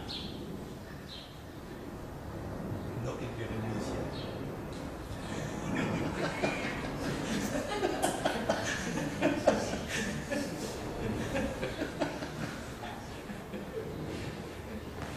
Let me be in the dark for a change. They know too much already. Okay. Any other question? Ai thắc mắc gì khác không? If there is one, they ask me. It's easy. Kính thưa thầy, con thấy là trong cái tứ quả đó nó là cái tột cùng rồi, bởi vì qua cái tư đà hoàng Anaham, tư đà hoàng Anaham, cái Arahant là cái đó là bất thối rồi, làm sao mà còn trở lại, bởi vì nó đã sạch về cái trần sao hoặc nó cũng sạch rồi, làm sao mà trở lại mà giết người được? Phải không thầy? Đã là giác ngộ, là cái bất thối rồi. Thôi câu hỏi không dịch ra câu hỏi là nếu như mà ông này thấy một người khác muốn giết người khác nữa, có 3 người ông này ông qua hả, thấy 2 người khác muốn giết người kia, ông làm gì? Ông không nói là ông giết tôi thay vì giết người kia là không? Câu hỏi khác.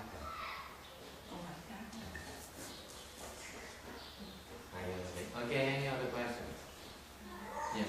Dạ thưa thầy, trong cái bộ mở giới, 5 giới, cái giới sát sanh và cái giới đầu, thì không giảng thì không thầy cũng nói là có những tội sám hối được, nhưng cái tội giết trời là không sám hối được. Con thắc mắc sao mà còn là người cõi người ấy, thì đã có lên mình cõi trên đâu mà chưa có đắc quả thì trên sao giết được cái người trời được? Người có thể có thần thông, ta dùng cái thần thông để giết trời. Có người khi tiên mà ta cũng đi xuống đây rồi mình biết mà trời mình còn giết. Thì mình không biết mà mình biết có nhiều người mà ta không muốn giết trời, ta dùng cái thần thông để giết trời cũng được. Trời cũng là một chúng sanh. Okay. All right. Any other questions?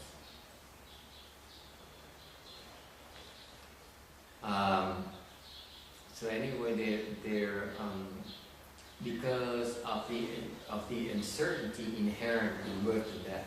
Tại vì trong cái sanh tử đó nó có cái sự bất định.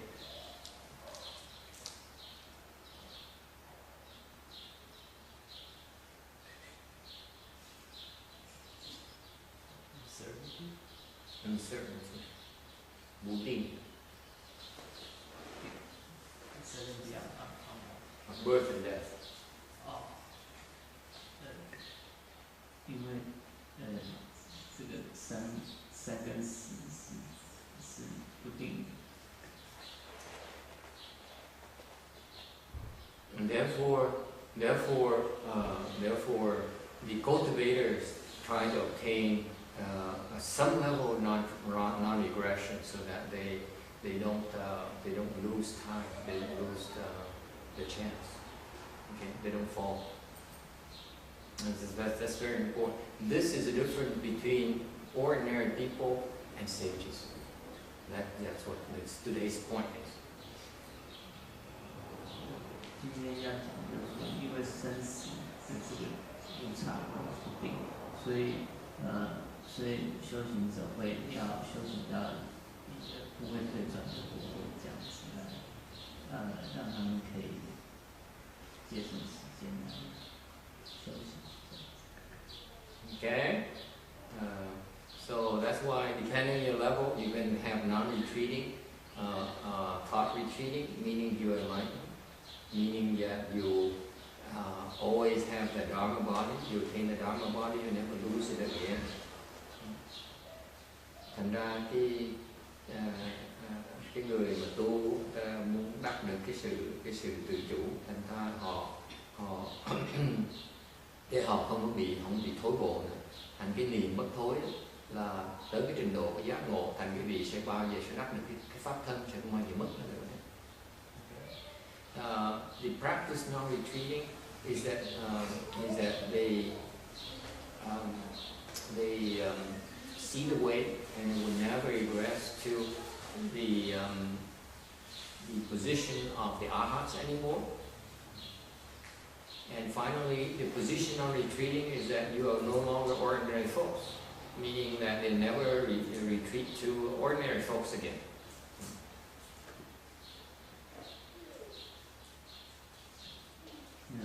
这个位不退是指说，你已经不是凡夫了，你不会再变成，不会再退转成凡夫。Thành vì bấp bên đó, cái người mà tu hành ta muốn đắc mấy cái bất thối để cho họ không có bị thụt lùi nữa. Còn vì cái trình độ bất thối khác nhau.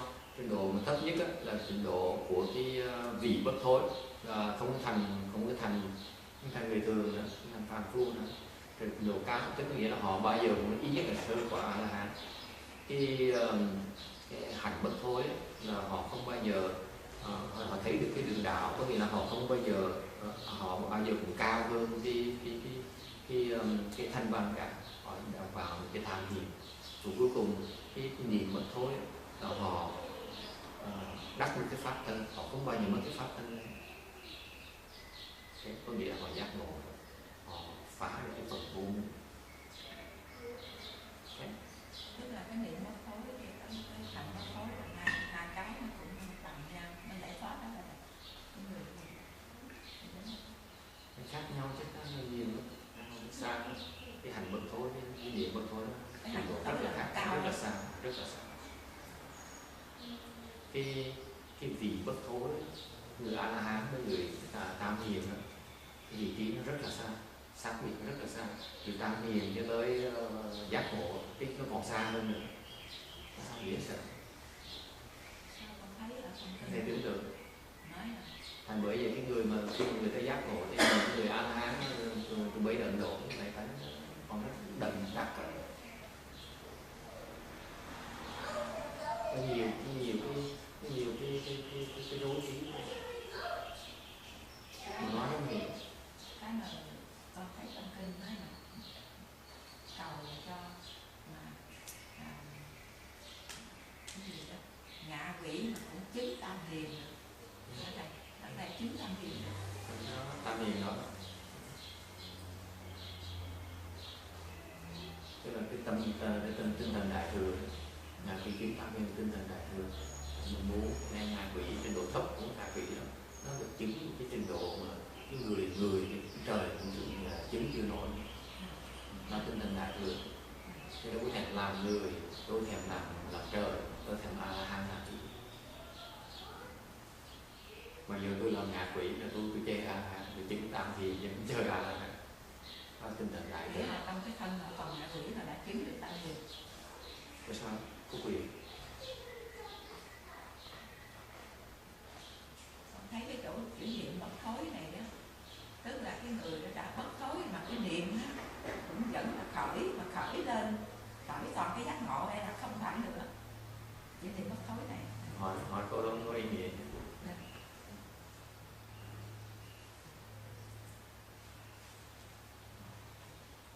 Không cần hỏi cái câu. Okay, any other questions?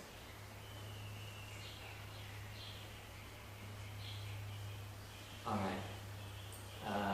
Then I will wrap it up. Như vậy thôi, mình dừng lại ở đây.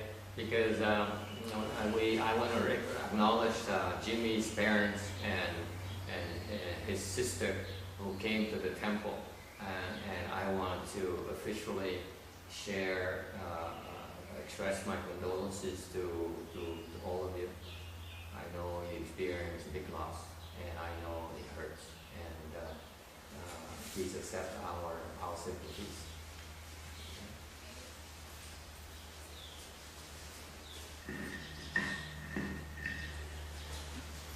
老师是讲说，他要结束今天的课程，他特别跟我们来说他知道爸爸妈妈他们你们来了，他的姐姐，说他知道，他的哥哥过世是一个很大的期间，希望知道他们大家都感觉。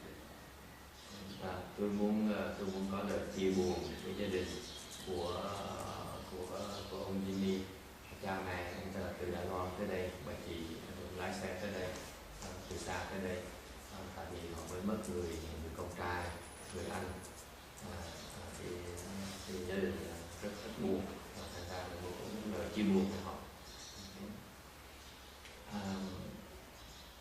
I want to impress on all of you that you cannot imagine how painful it is until you have to face it, until you experience it. Nhắc quý vị biết cái đau khổ này mà không thể diễn tả được cho đến khi quý vị mà gặp cái cảnh như vậy, quý vị mới hiểu được đau đớn chừng nào. Okay.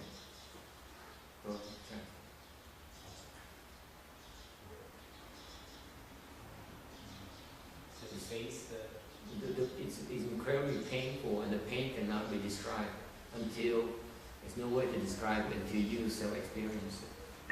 老师是讲说，那个失去的伤痛，没有人知道，是要等到自己经过才真的感觉得到这种伤痛。And in particular, in Asian culture, I realized that the firstborn, the oldest boy, has a special significance in the family. A lot of responsibility, a lot of hopes, a lot of expectation are placed on the firstborn. So to lose your firstborn is devastating. No other ways. No two ways about it. Okay.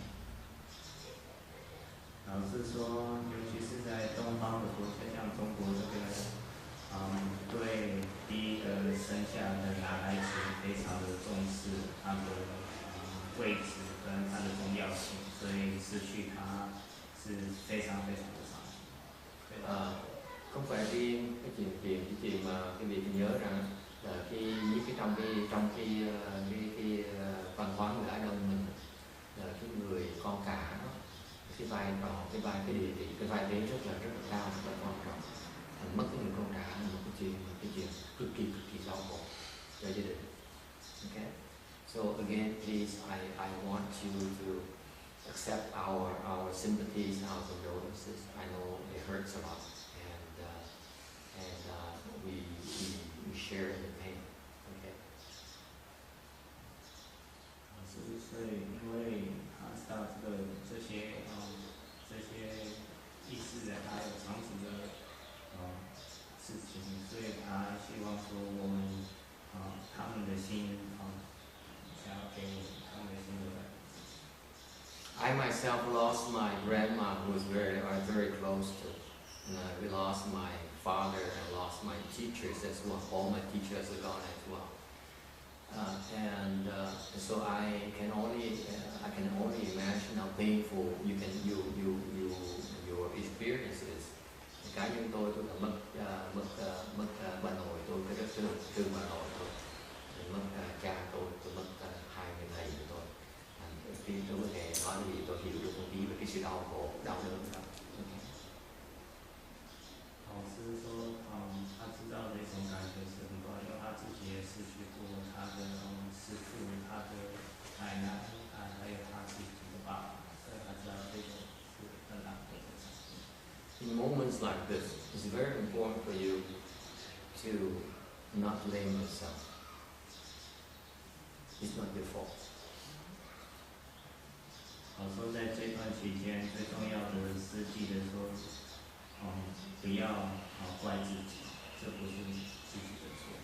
Trong cái lúc mà nó buồn, đau buồn như vậy, tôi nhấn lại mạnh lại cái gì, cái quan trọng nhất là cái gì phải sáng suốt, đừng có tự trách. Okay. In particular, I know you cannot help, especially the younger brother, the younger sister, says they ask themselves,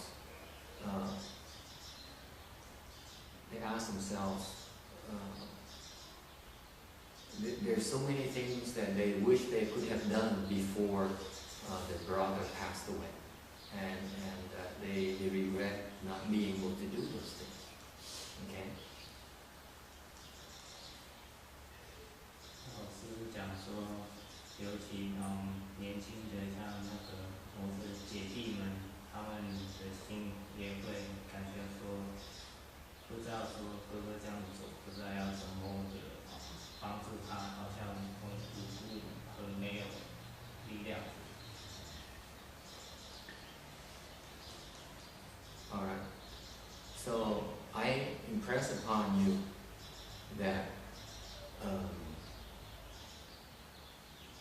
you gave him your love, and you gave him the best thing you could possibly give him when he was alive. Okay. And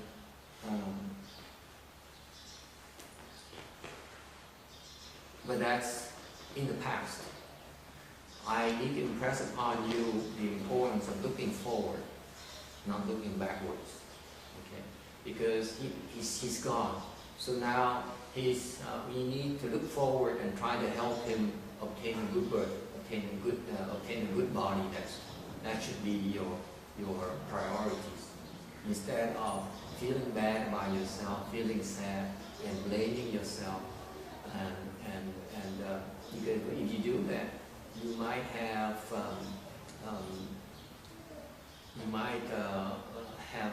bad influences on his next body. Make it difficult for him to obtain a next good body. 老师是讲说，在这段期间，他特别要去告诉我，就说，他在生死时候，我们已经给他最好的最爱了。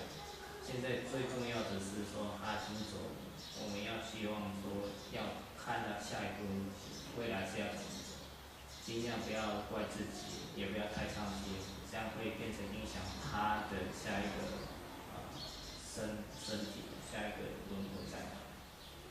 Let me translate the Vietnamese so that they follow a little bit.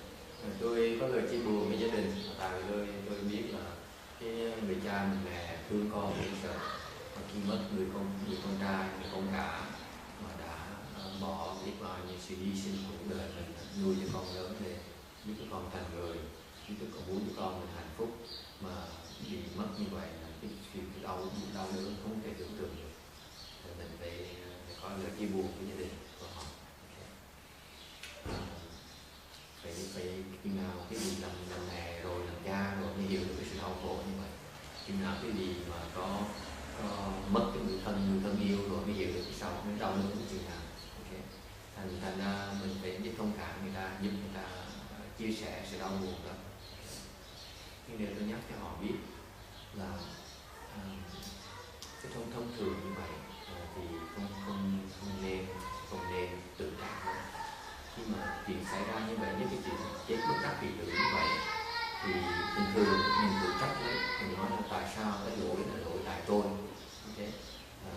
Cái chết nó dễ sợ quá, ai cũng tự trách, có tiếng khác có đau khổ quá, tự trách từ lòng khổ này. Làm như vậy nó không có lợi gì hết, làm như vậy nó có thể có ảnh hưởng không tốt cho cái thân thứ sau, đời sau này. Tại vì họ bỏ tình thương của họ, lo cho con họ, lo anh của họ, ok, thì đó là quá trình họ đã hết tận lực họ làm rồi, okay. Là chuyện quá khứ rồi. Giờ phải lo nhìn tới cái tương lai phải lo. Cái quan trọng bây giờ là phải lo tìm cách để giúp cái người họ thương đó được một cái thân tốt hơn lần sau. Therefore, I let impress on you again. I hope that you there's no deny. I don't want you to deny that you're suffering. It hurts a lot. But I hope that you find in your heart to calm yourself down, and tell yourself that you need to be calm and need to do your best that you can possibly do in the next 49 days to make sure that he gets a good body. Okay? 老师说，他知道你们很伤，失去人是很伤心的。可是，他也不是在讲说要我们逃避这个伤心，而是说尽量控制自己，说不要太伤心，在这个49天之内来帮助过世。Tôi khuyên họ là tôi biết mình đau khổ một chuyện, mình chấp nhận cái chuyện đau khổ. Nhưng điều phải biết hiểu rằng cái mục tiêu bây giờ mặc dù mình đau khổ nhưng điều mình phải cố gắng hết sức của mình để làm cái gì đó để giúp cho cái cầu đó đắc được một cái thân sau này nó tốt hơn. Okay? Then your love, the love you gave him, his entire life would not have been in vain.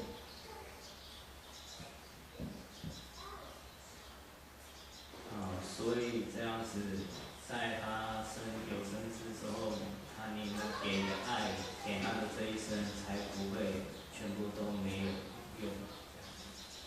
Tại vì nếu quý vị làm được như vậy, thì cái tình thương quý vị đã bỏ cho con quý vị, đã bỏ cho người anh quý vị, đã bỏ cho người thì nó đã không có bị phí. Because my point here is that if you truly love someone, then you want that person to be as happy as long as possible.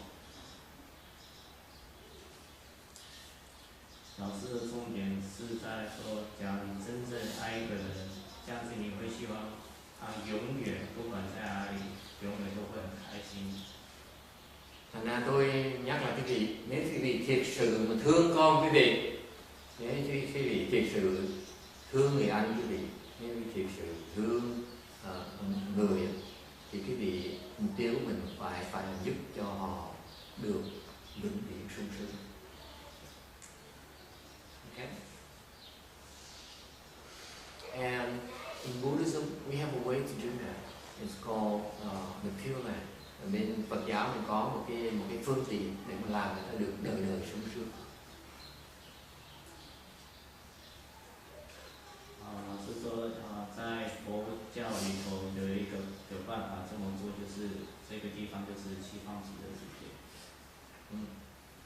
Because the Buddhists believe that if you make it to the Pure Land, there will be no more suffering, and you'll be forever blissful, and you have no more worries, and you end your sufferings, and you will eventually become a Buddha. One lifetime, no more suffering, period. 老师说，在佛教徒里头，他们重信就是只要达到西方极乐世界，就有办法停止痛。在西方极乐的一生就可以成佛。 Thành cái Phật giáo mình có mấy cái quan niệm rằng nếu như mà chúng ta đi vào được cõi kia phương cực lạc ở trình độ thì chúng ta sẽ liễu khổ và sẽ thành Phật và sẽ không bao giờ bị khổ. Okay. And that's why the Buddhists have this 49-day Dharma where we try our best to help the deceased obtain rebirth to the Pure Land. 所以在佛教里，我们才有这个法，说7季49天，推动过世的人去西方极乐世界。Thành ra người Phật giáo mình có cái pháp của 49 ngày để mà tìm cách mà giúp cái người chết đó, được đắc được bản thân về cái phương cực lạc. Therefore, if you really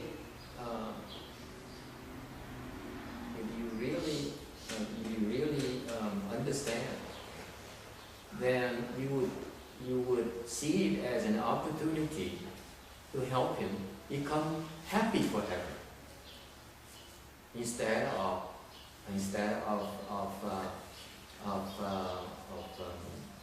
prolonging his suffering. 然后是说，假如我们都懂这个道理的话，像你们大家都会希望说，为了过世人会永远让他祝福他，一点爱的机会，让他永远都快乐。 Thành ra nếu như quý vị thực sự mà hiểu có sự có lòng tin đó, thì quý vị sẽ thấy đây là một cái cơ hội để mà giúp cái người này được vĩnh viễn sung sướng. Okay. Because I have bad news for you. Tại tôi có tin tốt cho quý vị. Right now, he's in the during the 49 days. It's not a good state. It's very it's a long suffering.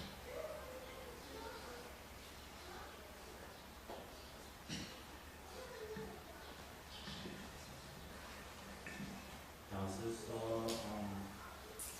他所看到的是说，那个哥现在在49天的时间，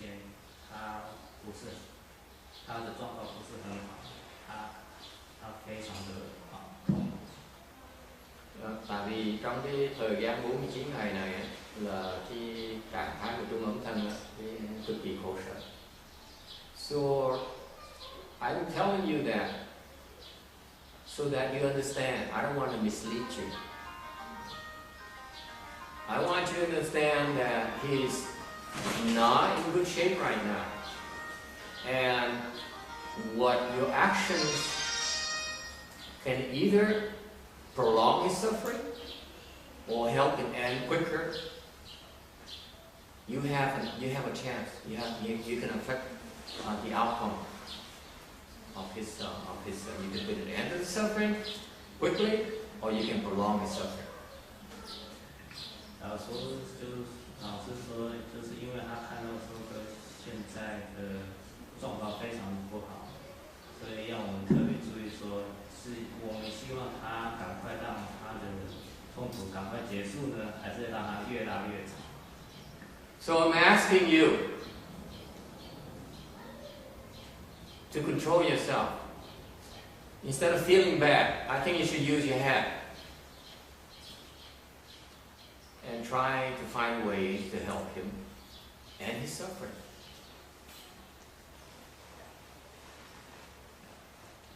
老师要特别注意，就是说，不要因为感伤，就忘记说最重要是要赶快结束他的痛苦。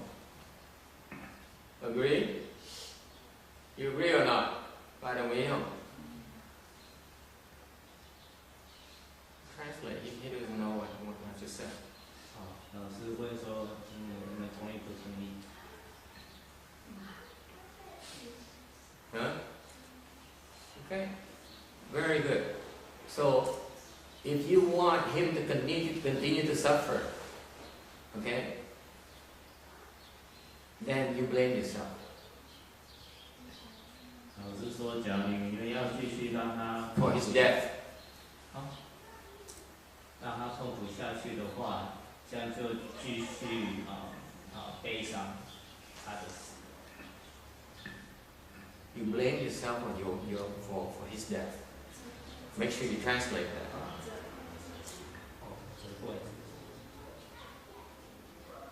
他的死亡，因为就继续走下去。 Thầy tôi nhắc cái việc chuyện rất quan trọng Nên quý vị nếu muốn cái ông này tiếp tục khổ thì quý vị cứ tự trách mình lấy đi.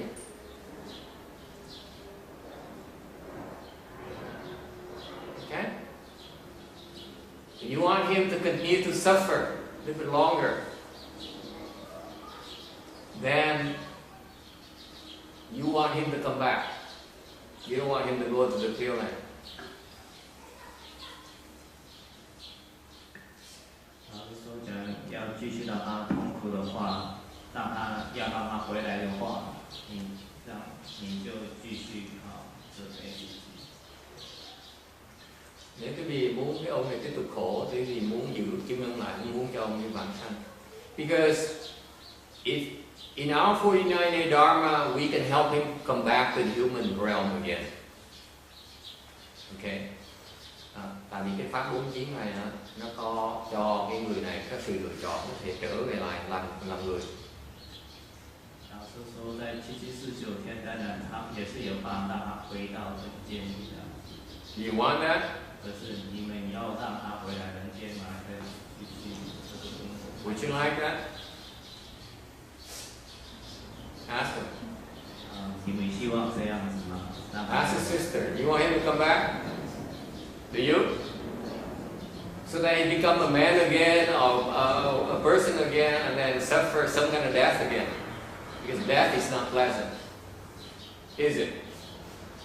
The nature of human existence is that you're born, when you die, you cause a lot of grief to yourself and to your families. Is that what you want for him? Go ahead, Tracy. 老师说，在做人之间，就是你生你死给伤心痛苦在你自己跟你自己的亲人，这就是人生。 Okay? So,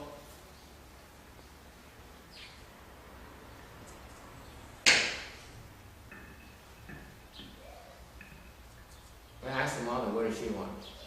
Does she want him to come back? Okay. Then, if you all agree, then I propose that we should do the best we can to make sure that he goes to the Pure Land as quickly as possible. Do not wait for 49 days. If 49 days is too long, you ask me. It's way too long. Let's try to send him off to the Pure Land as soon as possible. We agree? 老师在问说，假如大家都同意的话，那赶快把他推动他去西方极乐世界。老师说49天还是太长，用最快的方法，大家帮助对方，让他赶快就去那里，不要再等49天。 Thành ra tôi nói nếu như mà quý vị đồng ý thì mình cố gắng hết sức mình giúp cho ổng đi càng sớm càng tốt. Tại cái 49 này nó không có gì sung sướng này.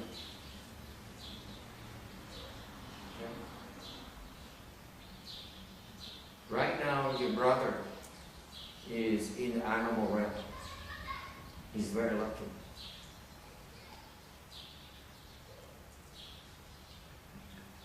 Lão sư说，哥现在也算是幸运的，他现在的身是在畜生界。Meaning that at the rate he's going, he's going to become maybe in the class of Charlie here. 他说，再继续这样下去的话，他有可能真的会变成一直就逗留在畜生界里头。 Nếu như mà tiếp tục như vậy thì mình không đổi thì ông sẽ đọa vào cái cõi súc sanh. Okay, so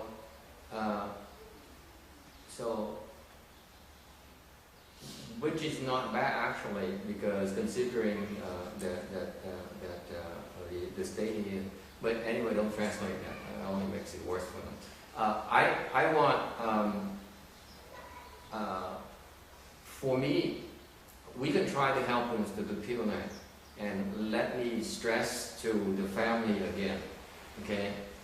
We are able to help people, send people to the Pure Land the last few years. We have a 100% success rate with our 49-day Dharma. And the only problem we have with that Dharma is that you family members keep him back. It's not, we cannot send him there. It's that he chooses to go back to be with you. That's the biggest problem we have. 老师说，在这几年来，他们有一个有100%的那个成功率，把人带到极乐世界。唯一一个问题就是家庭让他又回来，不要在那边。Okay. Now, if you cooperate with us, then he can go there a lot quicker. If you do not cooperate with us, you make it a lot harder for our work, and you make your brother and you make Patrick suffer longer. That's all you do. 然后我们希望帮助哥赶快去的话，这样我们会尽力帮助他们老师他们做法，让他赶快去，不要让他再痛苦下去。Okay? So, I'm going to ask for your cooperation. The way we do it so that they understand is that the rebirth to Pure Land, we generate blessings for him so that he can have the choice to go to the Pure Land. That's what we do. We can do that. We are able to do that.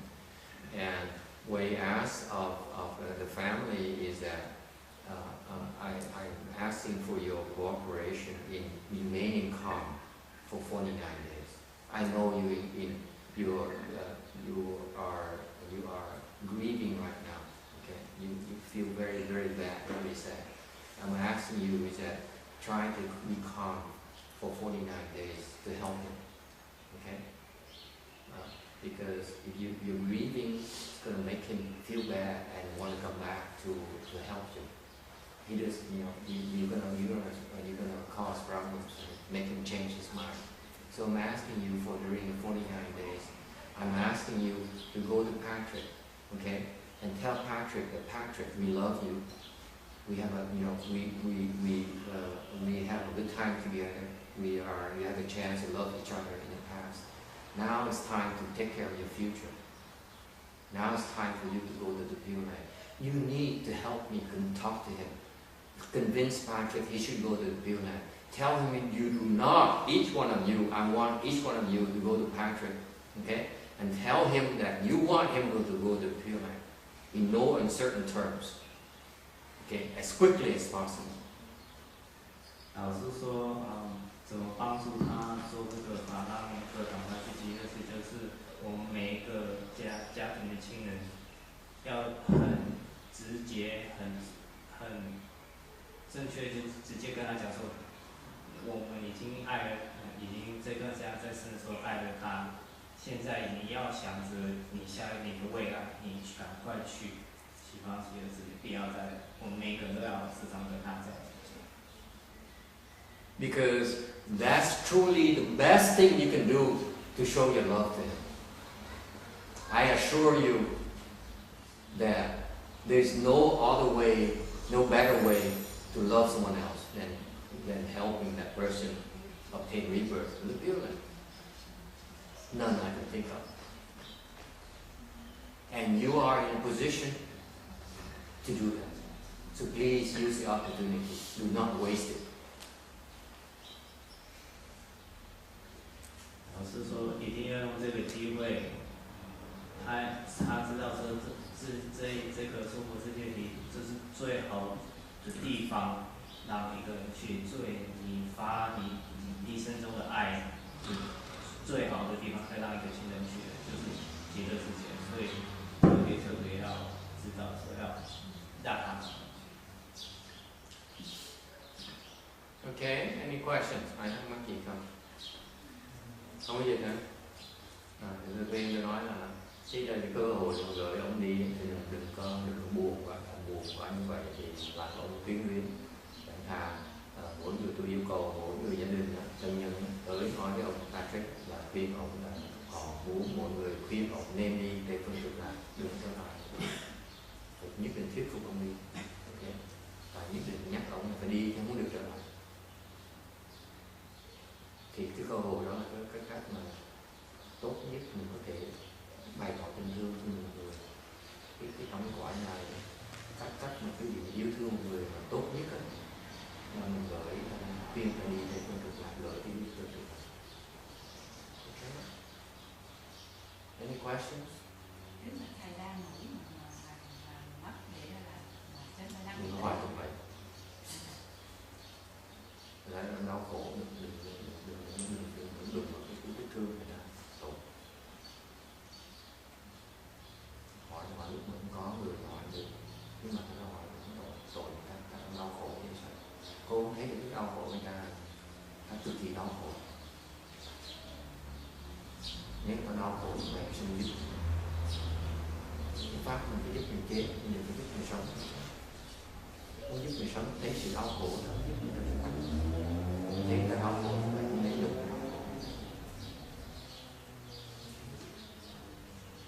Lúc khác nói chuyện, 49 ngày mình phải lo câu chuyện mình. Cái việc mình làm nó quan trọng, cơ hội mình làm để giúp người ta đi. Mình dùng tất cả mọi cách để mà gạt những chướng ngại, mình đừng tạo thêm chướng ngại mới cho người ta.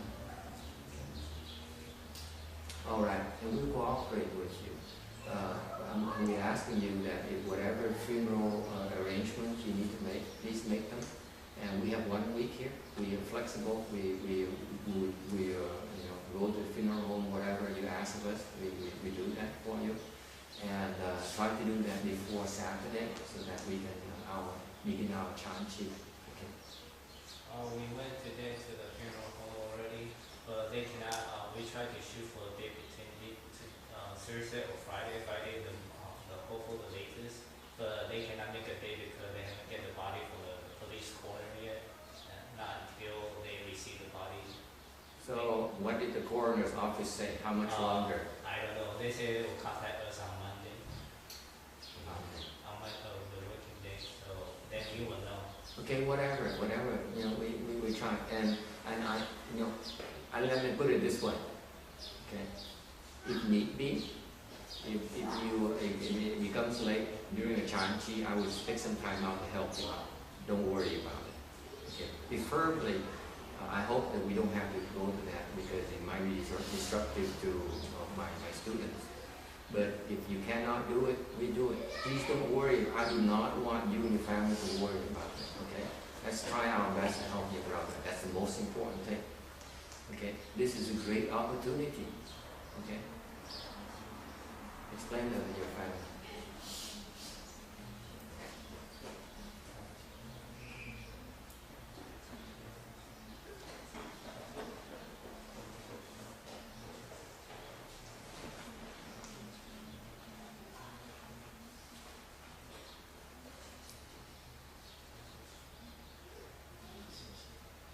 So what I like the sister to do and the mother to do every day is you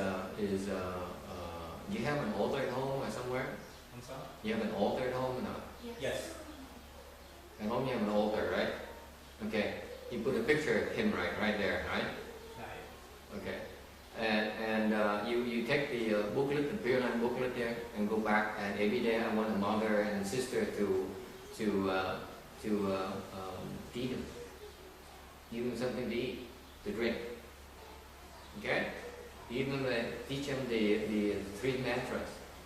They should recite the 3 mantras. And they feed them. But I want them then to talk to them.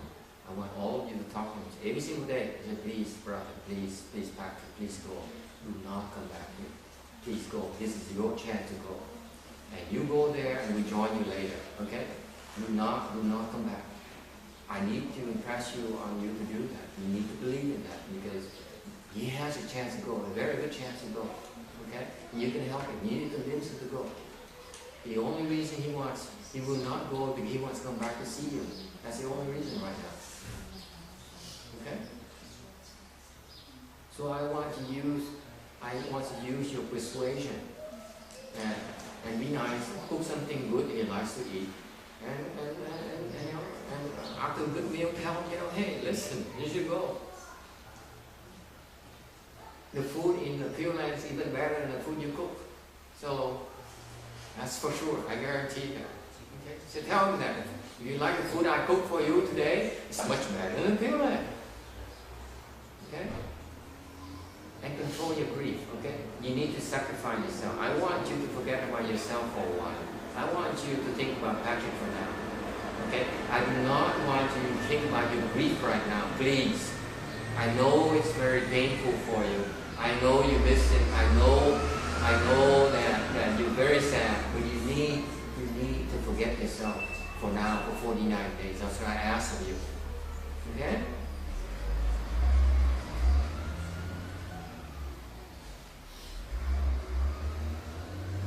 Any questions?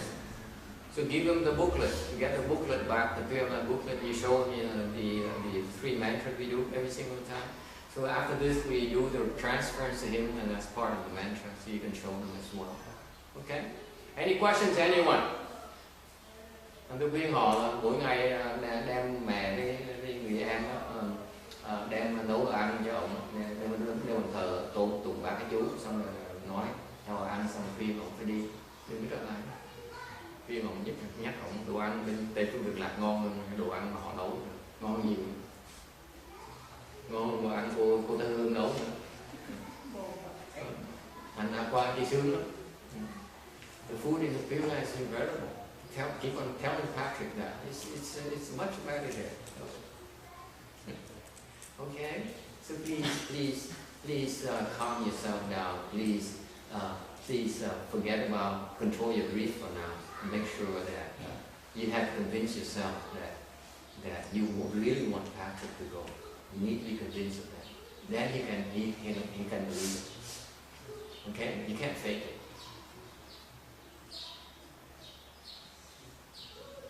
So I stress upon you again, the most important thing for you right now is to really convince yourself you want him to go, okay? Out of love for him. That's it. Okay? Please do not grieve for 49 days. After 49 days, you can cry all you want. There's plenty of time to cry after 49 days.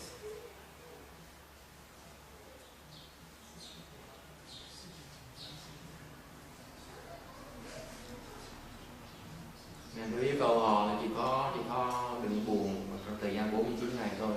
Sau 49 ngày tha hồ mà khóc. Tôi không có cấm. Okay?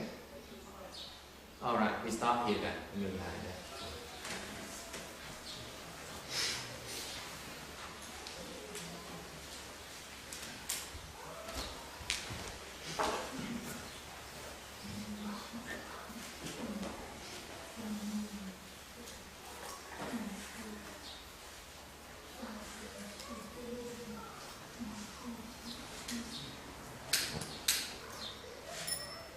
May these merits and virtues adorn the Buddha's free land, repaying the 4 kinds of kindness above, aiding the people class below.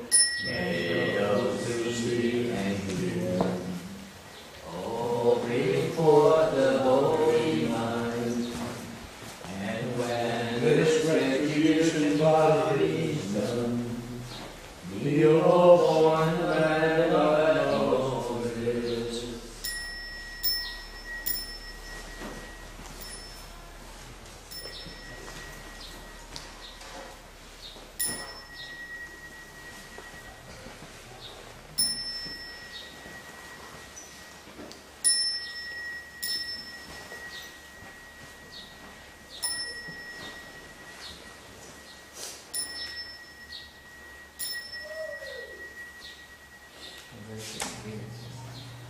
Page 38. Find out 33 页. Quý vị mời các sang đi ta.